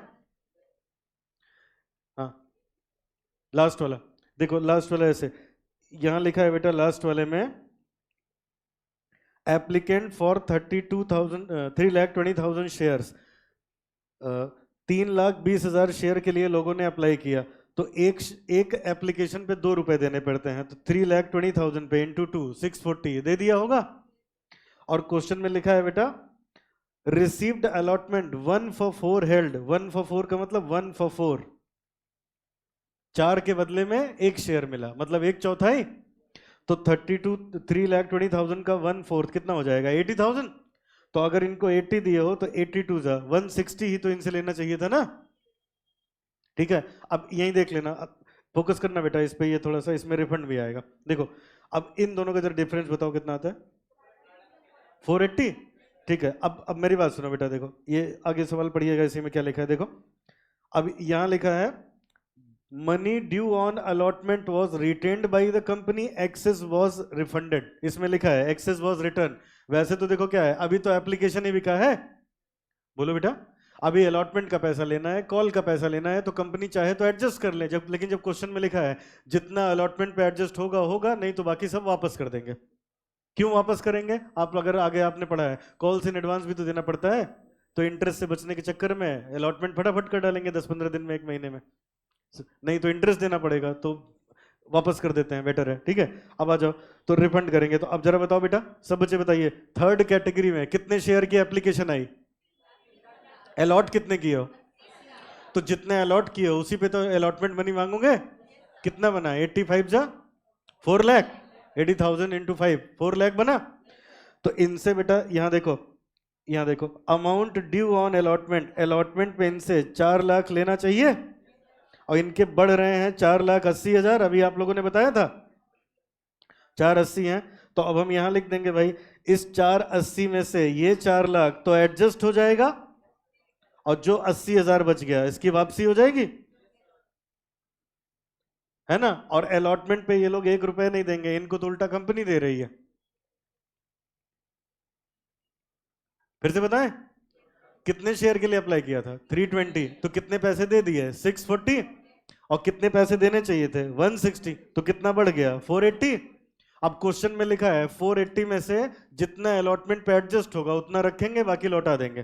तो हमने देख लिया अलॉटमेंट पे कितना चाहिए, 4 लाख चाहिए, 4 एडजस्ट हुआ, 80,000 वापस कर दिया। तो ये लोग अब देंगे क्यों? समझ आया? अब 2 मिनट बेटा, एक और पॉइंट, फिर आराम से ये टेबल देखो। अब इससे हम लोगों को फायदा क्या होगा? अब ये टेबल बनाने से हम लोग को फायदा क्या होता है, जरा बताओ। ऐसे एंट्री नहीं पूछ रहा हूँ, स्टेप्स पूछ रहा हूँ। पहला स्टेप क्या होता है? एप्लीकेशन बेचना। देखते जाओ इधर स्क्रीन पे। पहला स्टेप क्या होता है? Bank account debit to share application. तो bank account debit to share application, तो ये देखो, अमाउंट रिसीव्ड ऑन एप्लीकेशन, इससे वो वाली एंट्री हो जाएगी, इसका टोटल लगा देंगे। बोलो। फिर वही पैसा उठा के कहाँ चला जाता है? शेयर कैपिटल में। फिर अलॉटमेंट ड्यू करवाते हो, तो ये देखो लिखा है अमाउंट ड्यू ऑन अलॉटमेंट, इससे ये एंट्री हो जाएगी ड्यू वाली। बोलो, उसके टोटल से। फिर पैसा मिलता है तो amount received on allotment, bank वाली एंट्री इसके टोटल से हो जाएगी, तो हम लोग को इजी होता जाएगा। समझ में? अब बनाइए टेबल, मैं इसका टोटल करता हूं, फिर क्वेश्चन किया जाए। टेबल बनाओ, एक जर्नल का फॉर्मेट बनाओ।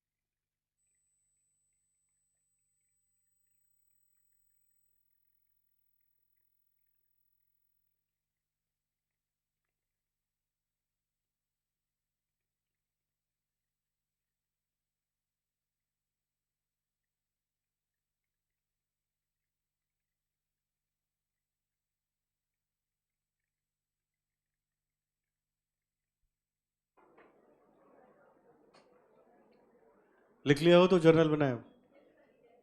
ठीक है, चलो अब शुरू करते हैं। अच्छा देखो, यहाँ तो मैंने पहले बना दिया बेटा। एग्जाम में इसको पहले भी बना सकते हो, इसको वर्किंग नोट में भी डाल सकते हो। ठीक है, तो अब ये देखो, जब तक तुम लोग नोट कर रहे थे तो मैंने जर्नल का फॉर्मेट बना दिया था इसमें। अब इसमें हम लोग एंट्री लिखेंगे। डेट्स अपने पास क्वेश्चन में है, देखते जाओ करते जाओ। अब यहाँ लिखा है बेटा, पहले 5,000 शेयर की एप्लीकेशन आई थी जुलाई, ये है एप्लीकेशन, इन्होंने जुलाई में किया था। ये देखो लाइन, ₹2 पर share on application received on 1 जुलाई। तो अब यहाँ डेट वाले कॉलम में लिखो 1 जुलाई 2016।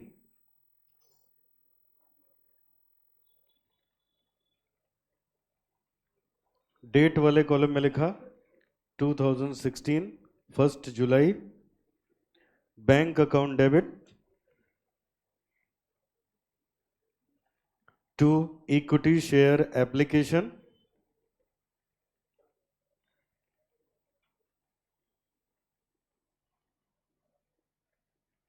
और अब टेबल से टोटल देख लो। ये देखो, बताओ मुझे, इधर मैं लिख रहा हूं, देखो 1 2 3 4, कौन से कॉलम का टोटल आएगा? बोलिए सब लोग। 4 का ना, वही तो है अमाउंट रिसीव्ड ऑन एप्लीकेशन। तो अब यहां लिख दिया 7,10,000।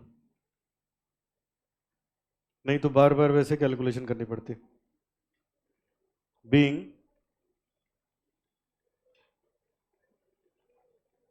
Application money received. चलो बताओ अगला स्टेप क्या होगा? ट्रांसफर करते हैं इसको। तो equity share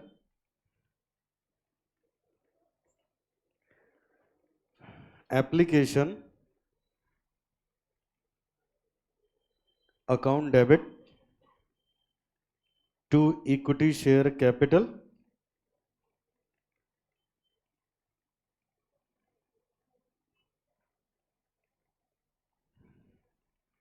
7,10,000 to equity share allotment to bank, being application money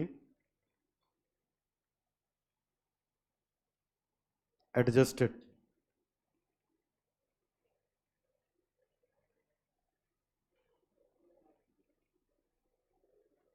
application money adjusted. ठीक है, अब जरा 2 मिनट इधर स्क्रीन पे देख लो बेटा। देखो, अब बताओ एप्लीकेशन पे कितने पैसे मिले हैं? 7,10,000। अब उसमें देखो ऐसे, अमाउंट रिक्वायर्ड जितना चाहिए था उतना जाएगा इक्विटी शेयर कैपिटल में, है ना? तो इसमें से ये 2 लाख चला गया इक्विटी शेयर कैपिटल में। फिर जितना हम लोग एडजस्ट किए अलॉटमेंट पे, वो अलॉटमेंट में आ जाएगा 4,30,000। और आखिरी में शायद 80,000 वही रिफंड किया था, तो वो बैंक से आ जाएगा। तो ऐसे टेबल से इजी हो जाता है। और इन्होंने ये पैसा इनको मिल गया। अब 10 जुलाई को शायद इन्होंने अलॉटमेंट मांगा है, तो अलॉटमेंट पहले ड्यू होगा। Equity share allotment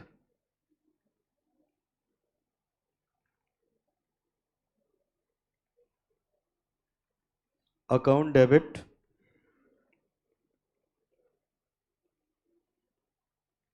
to equity share capital to security premium.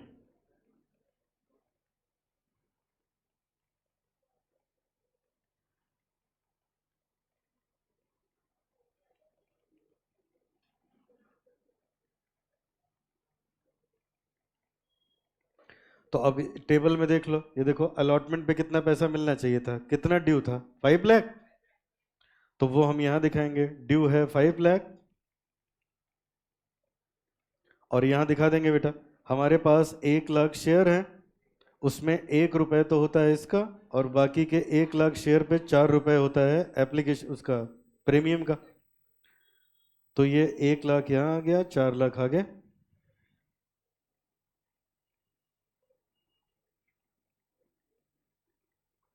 Being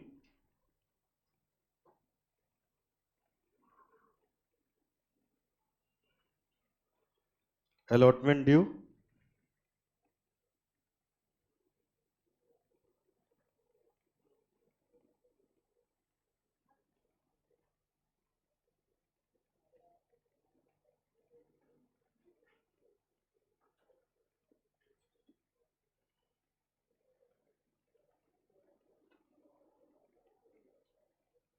अब पैसे कलेक्ट कर लो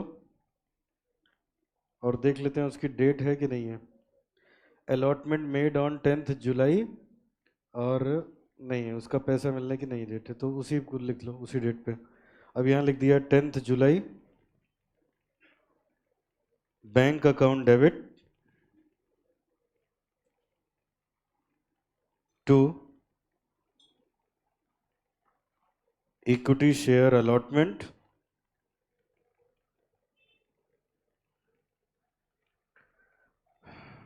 अब बेटा एक एक सेकंड सब बच्चे स्क्रीन पे देख लो, ये देखो जो लिखे हो amount received on allotment, allotment पे तो यही मिलेगा ना। वैसे तो 5 लाख मिलना चाहिए, लेकिन एडवांस लिए बैठे हैं ना हम लोग, 4,30,000 तो उसमें एडजस्ट ही हो गया, तो यही तो मिलेगा ना 70,000। तो अब यहाँ लिखेंगे bank account debit to allotment 70,000, being allotment money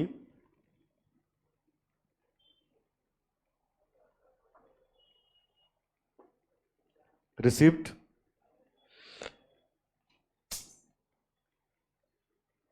being allotment money received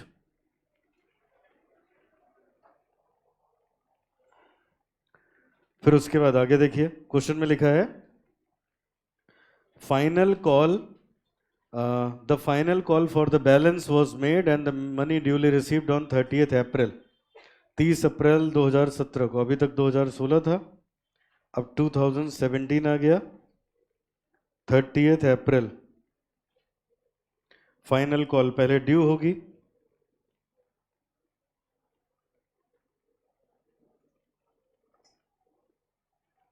equity share final call account debit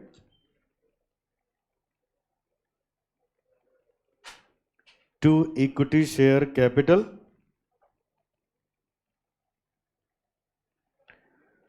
call पे कितना पैसा ले रहे हैं लोग,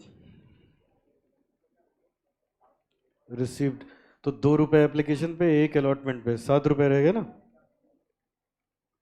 तो ये 1 lakh into 7,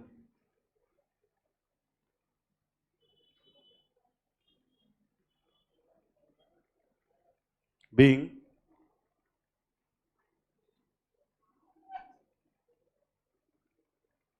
final call due. अब पैसे कलेक्ट कर लो, bank account debit to final call,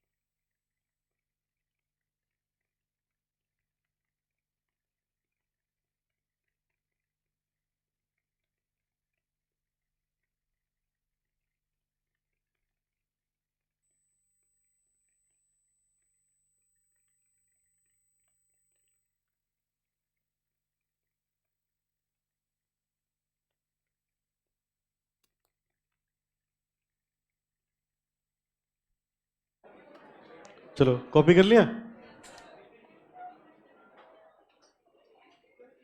आगे लिखो बेटा कंसेप्ट 4। अब हाँ थोड़ी देर अभी और क्लास करेंगे बेटा, लिखो कंसेप्ट 4। उसके बाद टेस्ट शायद अब कल होगा, रुक जाओ। कंसेप्ट 4 लिखो। देखो आज वाला जो टेस्ट था वो सबसे आखिरी में हो जाएगा, ठीक है। कल जो आज कौन सा था, डिस्पर्जन, सेंट्रल टेंडेंसी, तो कल डिस्पर्जन का होगा, सेंट्रल टेंडेंसी वाला एकदम आखिरी में होगा पूरा कंप्लीट होने के बाद, कमिंग मंडे, ठीक है। चलो लिखो, अभी अभी 3:30 तक करेंगे हम लोग। कॉल्स इन अरियर,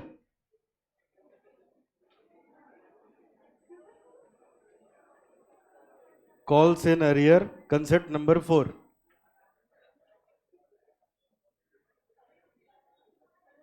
लिखिए इसमें, sometimes share holder fails to pay the amount due on calls or amount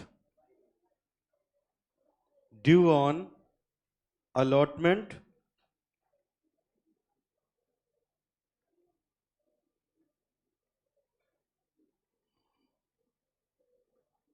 उसी के नीचे लिखेंगे the total unpaid amount on one or more installment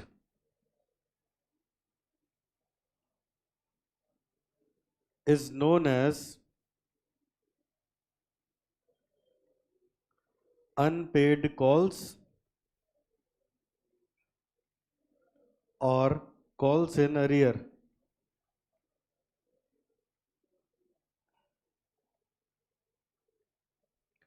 For recording calls in arrear following journal entries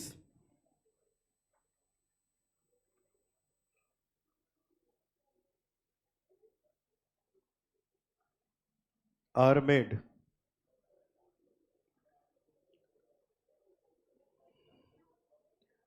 लिखिए calls in bank account debit,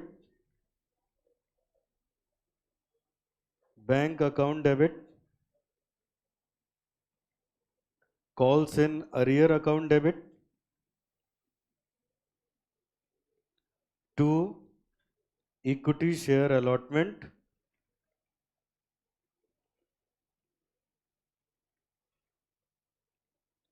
to equity share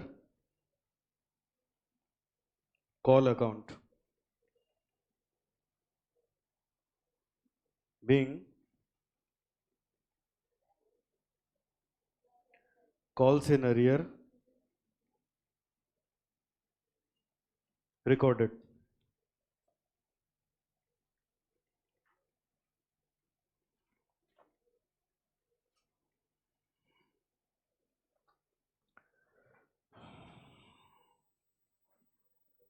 इसके नीचे लिखेंगे concept 5,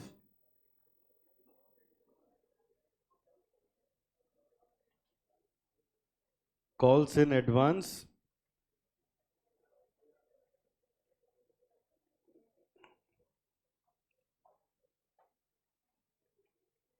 लिखिए following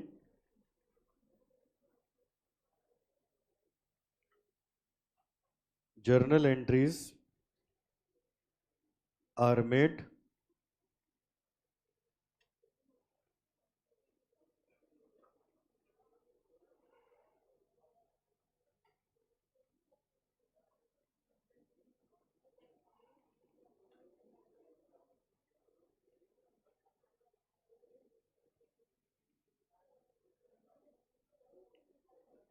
पहली एंट्री लिखो,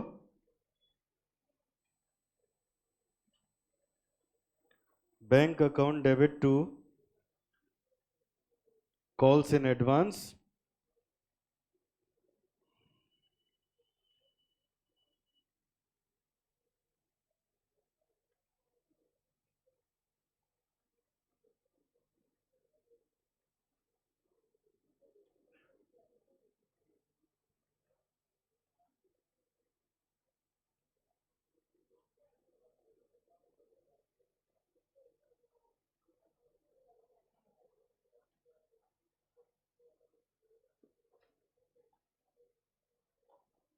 being calls in advance collected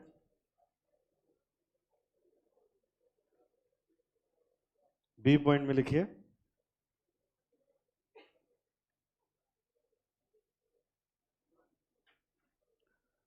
calls in advance account debit bank account debit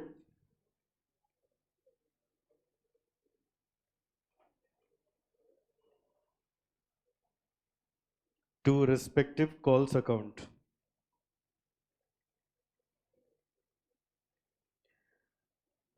being calls in advance adjusted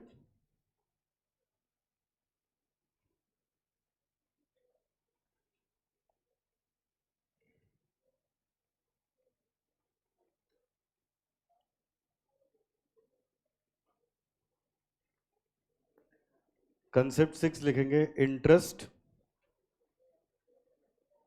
on calls in arrear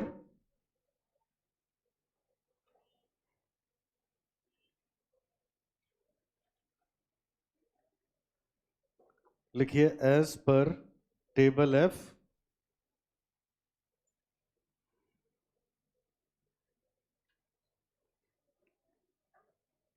as per table F prescribed rate is 10% per annum for interest receivable on calls in arrear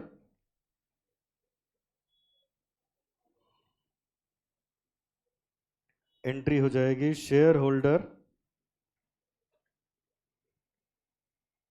account debit to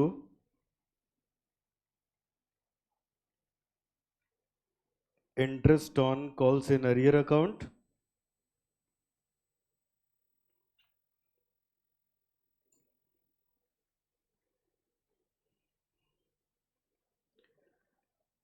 being interest due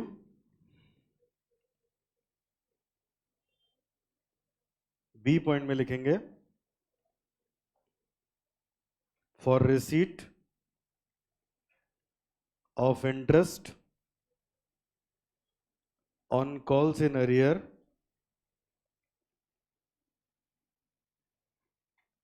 bank account debit to shareholders account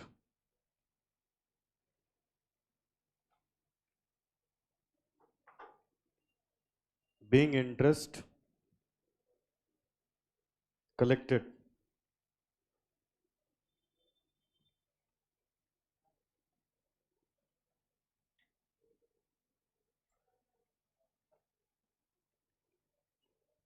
एक और लिखो बेटा तब explain कर पाएंगे हम लोग interest on calls in advance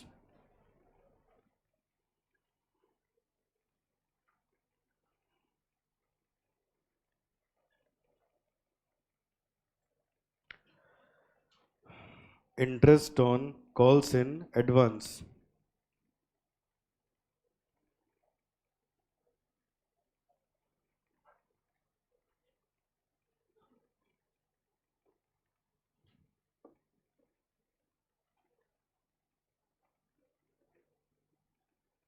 as per table F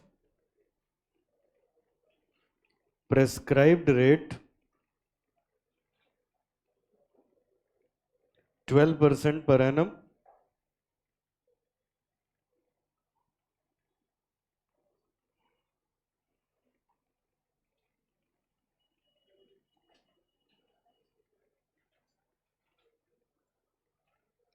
when interest is due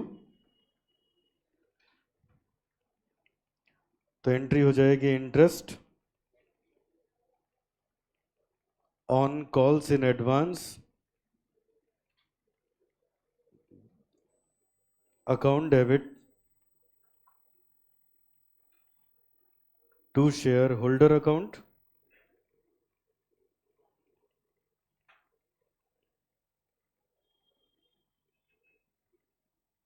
being interest due,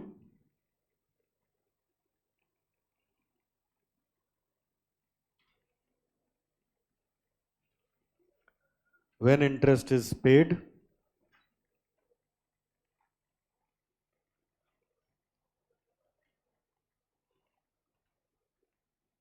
shareholder account debit to bank.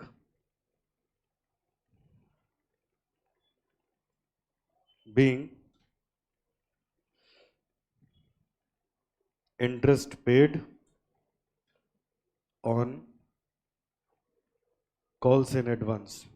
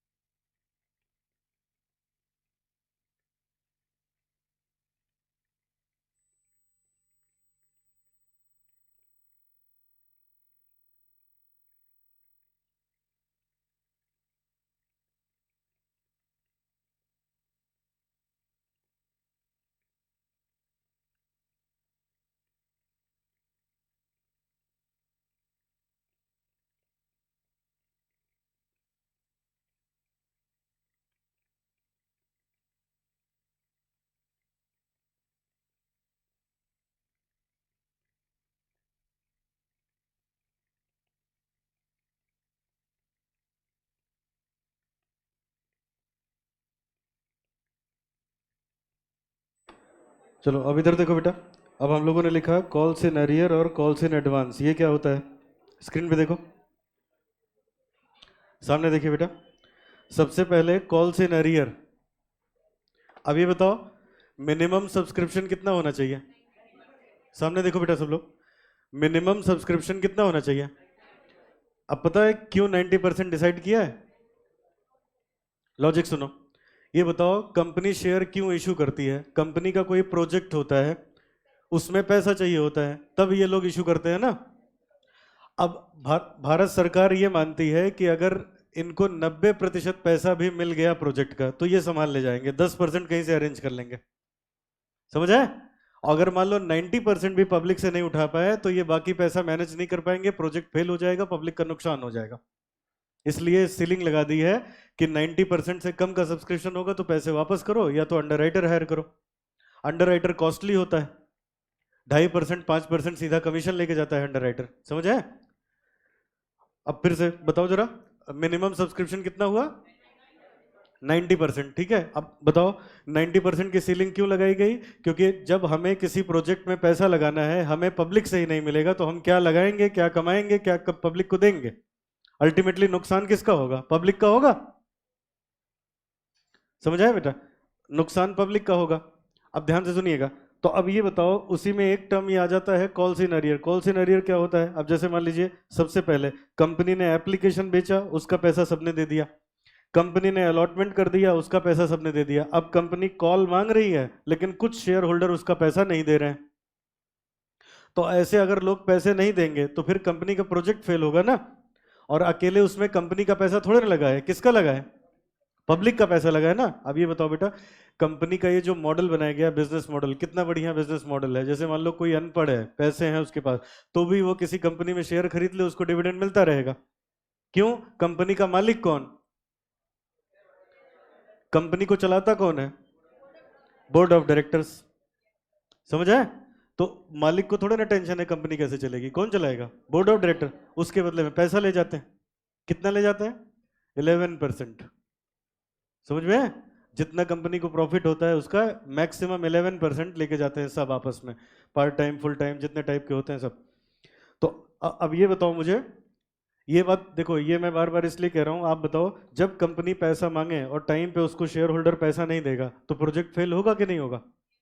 तो ऐसे बेटा उसके लिए ये टॉपिक बनाया गया कॉल्स इन अरियर। कहा गया जैसे मान लो कंपनी ने पैसे मांगे, कंपनी ने पैसे मांगे, जैसे यहां से देखो, बताइए एप्लीकेशन बेचने की एंट्री, फटाफट बताओ। Bank account debit to share application, ठीक है, मान लो 2 रुपए का एप्लीकेशन था। अगली entry share application to share capital, ठीक है, मान लो ये 2 रुपए यहां चले गए। अब अगली entry share allotment to share capital, मान लो 3 रुपए यहां ले लिए। अगली entry bank account debit to share allotment, ये भेज दिया। अब मान लो पब्लिक ने कंपनी ने कॉल मांगी, तो एंट्री क्या होगी, यहां लिखता हूं शेयर फर्स्ट कॉल या फर्स्ट एंड फाइनल हो गया डेबिट टू शेयर कैपिटल। अब 5 रुपए आ गए थे, मान लो 5 रुपए रह गए थे, इन्होंने 5 मांगे। अब उसमें से हो क्या रहा है बेटा, 5 में से इनको केवल 2 मिला, केवल 2 मिला, 3 नहीं मिला। तो जो देखो जो मिला, ये समझिएगा बात को। पहले बताओ एप्लीकेशन के पैसे मांगे और वो मिल गया, पूरा ट्रांसफर हो गया, अलॉटमेंट भी हो गया। कॉल पे मांगे 5 रुपए, तो ड्यू कितने से होगा, फुल अमाउंट से, लेकिन मिला 2 रुपए। तो जब 2 रुपए मिला तो अब इसके 2 ट्रीटमेंट हैं। पहला ये calls in arrear account open कर लो, कॉल्स इन अरियर का अकाउंट ओपन कर लो। तो अब हम ऐसे लिखेंगे bank account debit calls in arrear account debit और to share first call, first and final call. तो देखो 5 रुपए मिलना चाहिए था, उसमें से मान लो 2 रुपए मिला, 3 रुपए नहीं मिला। आई बात समझ बेटा। और दोबारा चाहे कॉल्स इन अरियर अकाउंट मत ओपन करो, नहीं करेंगे तो डायरेक्ट बस लिखेंगे bank account debit to share first call, ये 2 रुपए से। तब भी आप देखो, बताओ फर्स्ट कॉल डेबिट कितने से थी और क्रेडिट कितने से हुई, 2 से, तो 3 से अभी भी डेबिट है ना, समझ में है। लेकिन हम लोग प्रायोरिटी देंगे इसको, हम लोग calls in arrear account open करेंगे। समझ में आता है what is calls in arrear. अच्छा, अब कॉल्स इन अरियर कहां दिखाया जाता है बेटा, ये एसेट साइड में मतलब एडजस्ट करके नोट्स टू अकाउंट्स में दिखाएंगे। ये एक तरीके का पेमेंट है जो कलेक्ट होना है ना, ठीक है। अच्छा, अब ये देखो इधर दोबारा से, ये इतनी बात क्लियर हुई सबको। अब यहां देखिए, बताइए कॉल्स इन अरियर, मान लो कंपनी ने मांगा यहां, जैसे मान लो यहां एप्लीकेशन बिक गया, यहां अलॉटमेंट हो गया, यहां कॉल मांगी गई, और शेयर होल्डर पैसे लाके दे रहा है यहां 3 महीने बाद, 3 महीने बाद पैसे दे रहा है। तो बेटा टेबल एफ एप्लीकेबल हो जाती है। कौन सी, कंपनीज एक्ट की टेबल एफ एप्लीकेबल होती है। उसमें कहते हैं अगर 3 महीने बाद पैसा दोगे तो 10% का इंटरेस्ट भी देना पड़ेगा। समझ में। तो शेयर होल्डर अगर पेमेंट की डिले करेगा, शेयर होल्डर अगर पेमेंट की डिले करेगा, तो ऐसे में क्या होगा, उसको 10% पैसा एक्स्ट्रा देना पड़ेगा इंटरेस्ट में। ये देखो हमने यहां पे लिखा, साथ साथ इंटरेस्ट भी लिखते, देखते जाओ। ये देखो कॉल्स, स्क्रीन पे ही देखना, कॉल्स इन अरियर पे टेबल एफ में रेट लिखा है 10%, वही एप्लीकेबल होगा। अच्छा, अब मुझे एक बात बता दो, कॉल्स इन अरियर समझ में आ गया सबको। अब दोबारा बताइए, कॉल्स इन अरियर का इंटरेस्ट कौन किसको देगा, किसको मिलेगा। तो कंपनी के लिए फायदा है कि नुकसान है, फायदा है ना। तो फायदा है बेटा, तो पहले ये ड्यू करवाएंगे, तो एंट्री करेंगे shareholder to interest, interest को क्रेडिट कर दिया ना, फायदा है।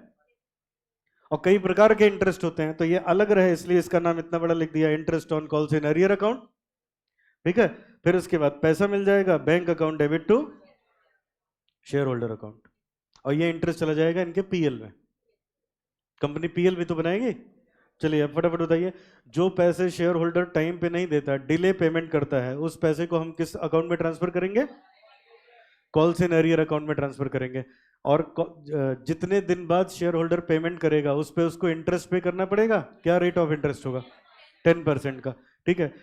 किस टेबल में लिखा हुआ है, कंपनीज एक्ट की टेबल एफ में लिखा हुआ है, ठीक है। अब दोबारा से बेटा समझ में आ गया what is calls in arrear, और उसका इंटरेस्ट क्या है, एंट्री बताओ इंटरेस्ट ड्यू होने की। Shareholder account debit to shareholder, debtor हो गया ना, डेटर को डेबिट किया, इंटरेस्ट क्रेडिट कर दिया, और उधर पैसा मिल गया, तो bank account debit to interest, ठीक है। अब दोबारा से बेटा,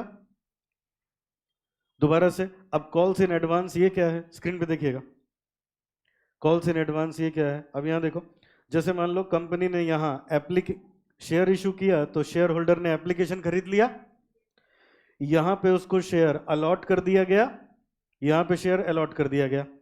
अब मान लो अलॉटमेंट के टाइम पे ही कोई शेयर होल्डर आया, वो कहता है अब तुम पहली कॉल मांगोगे, दूसरी कॉल मांगोगे, तीसरी कॉल मांगोगे, टाइम पे तुम्हें पैसे चाहिए, नहीं देंगे तो इंटरेस्ट लगा दोगे।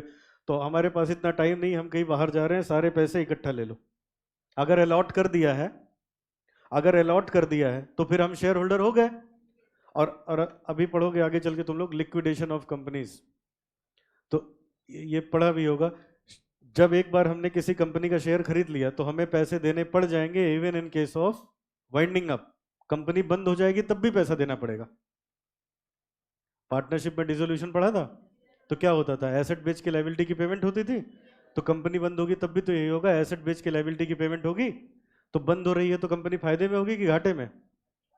तो सबकी पेमेंट हो पाएगी, पैसा कम पड़ेगा। तो अगर बकाया होगा तो देंगे ये सब।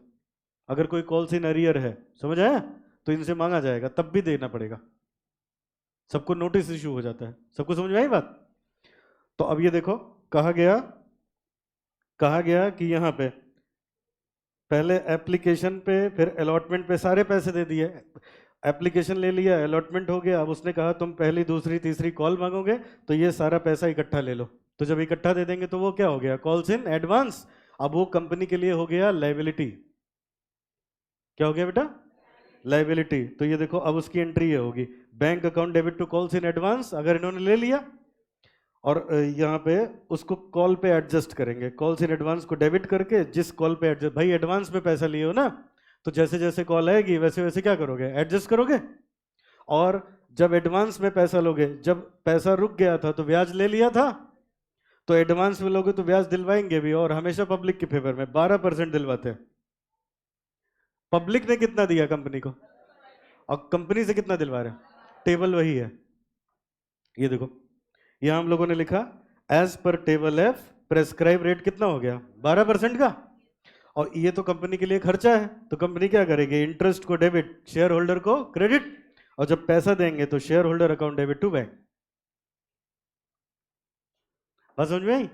ठीक है, अब बताओ कौन सी टेबल एप्लीकेबल होगी, टेबल एफ। क्या रेट है अरियर पे, एडवांस पे 12% का रेट है। और एक्सपेंस क्या है कंपनी के लिए, कंपनी के लिए एक्सपेंस क्या है, कॉल्स इन अरियर या calls in advance, calls in advance. और इनकम क्या है, interest on calls in arrear. Interest हुआ ना इनकम एक्सपेंस, वो तो जो कॉल का पैसा है वो तो मिलना ही मिलना था ना इन लोगों को, कॉल का पैसा इनको मिलना ही चाहिए था।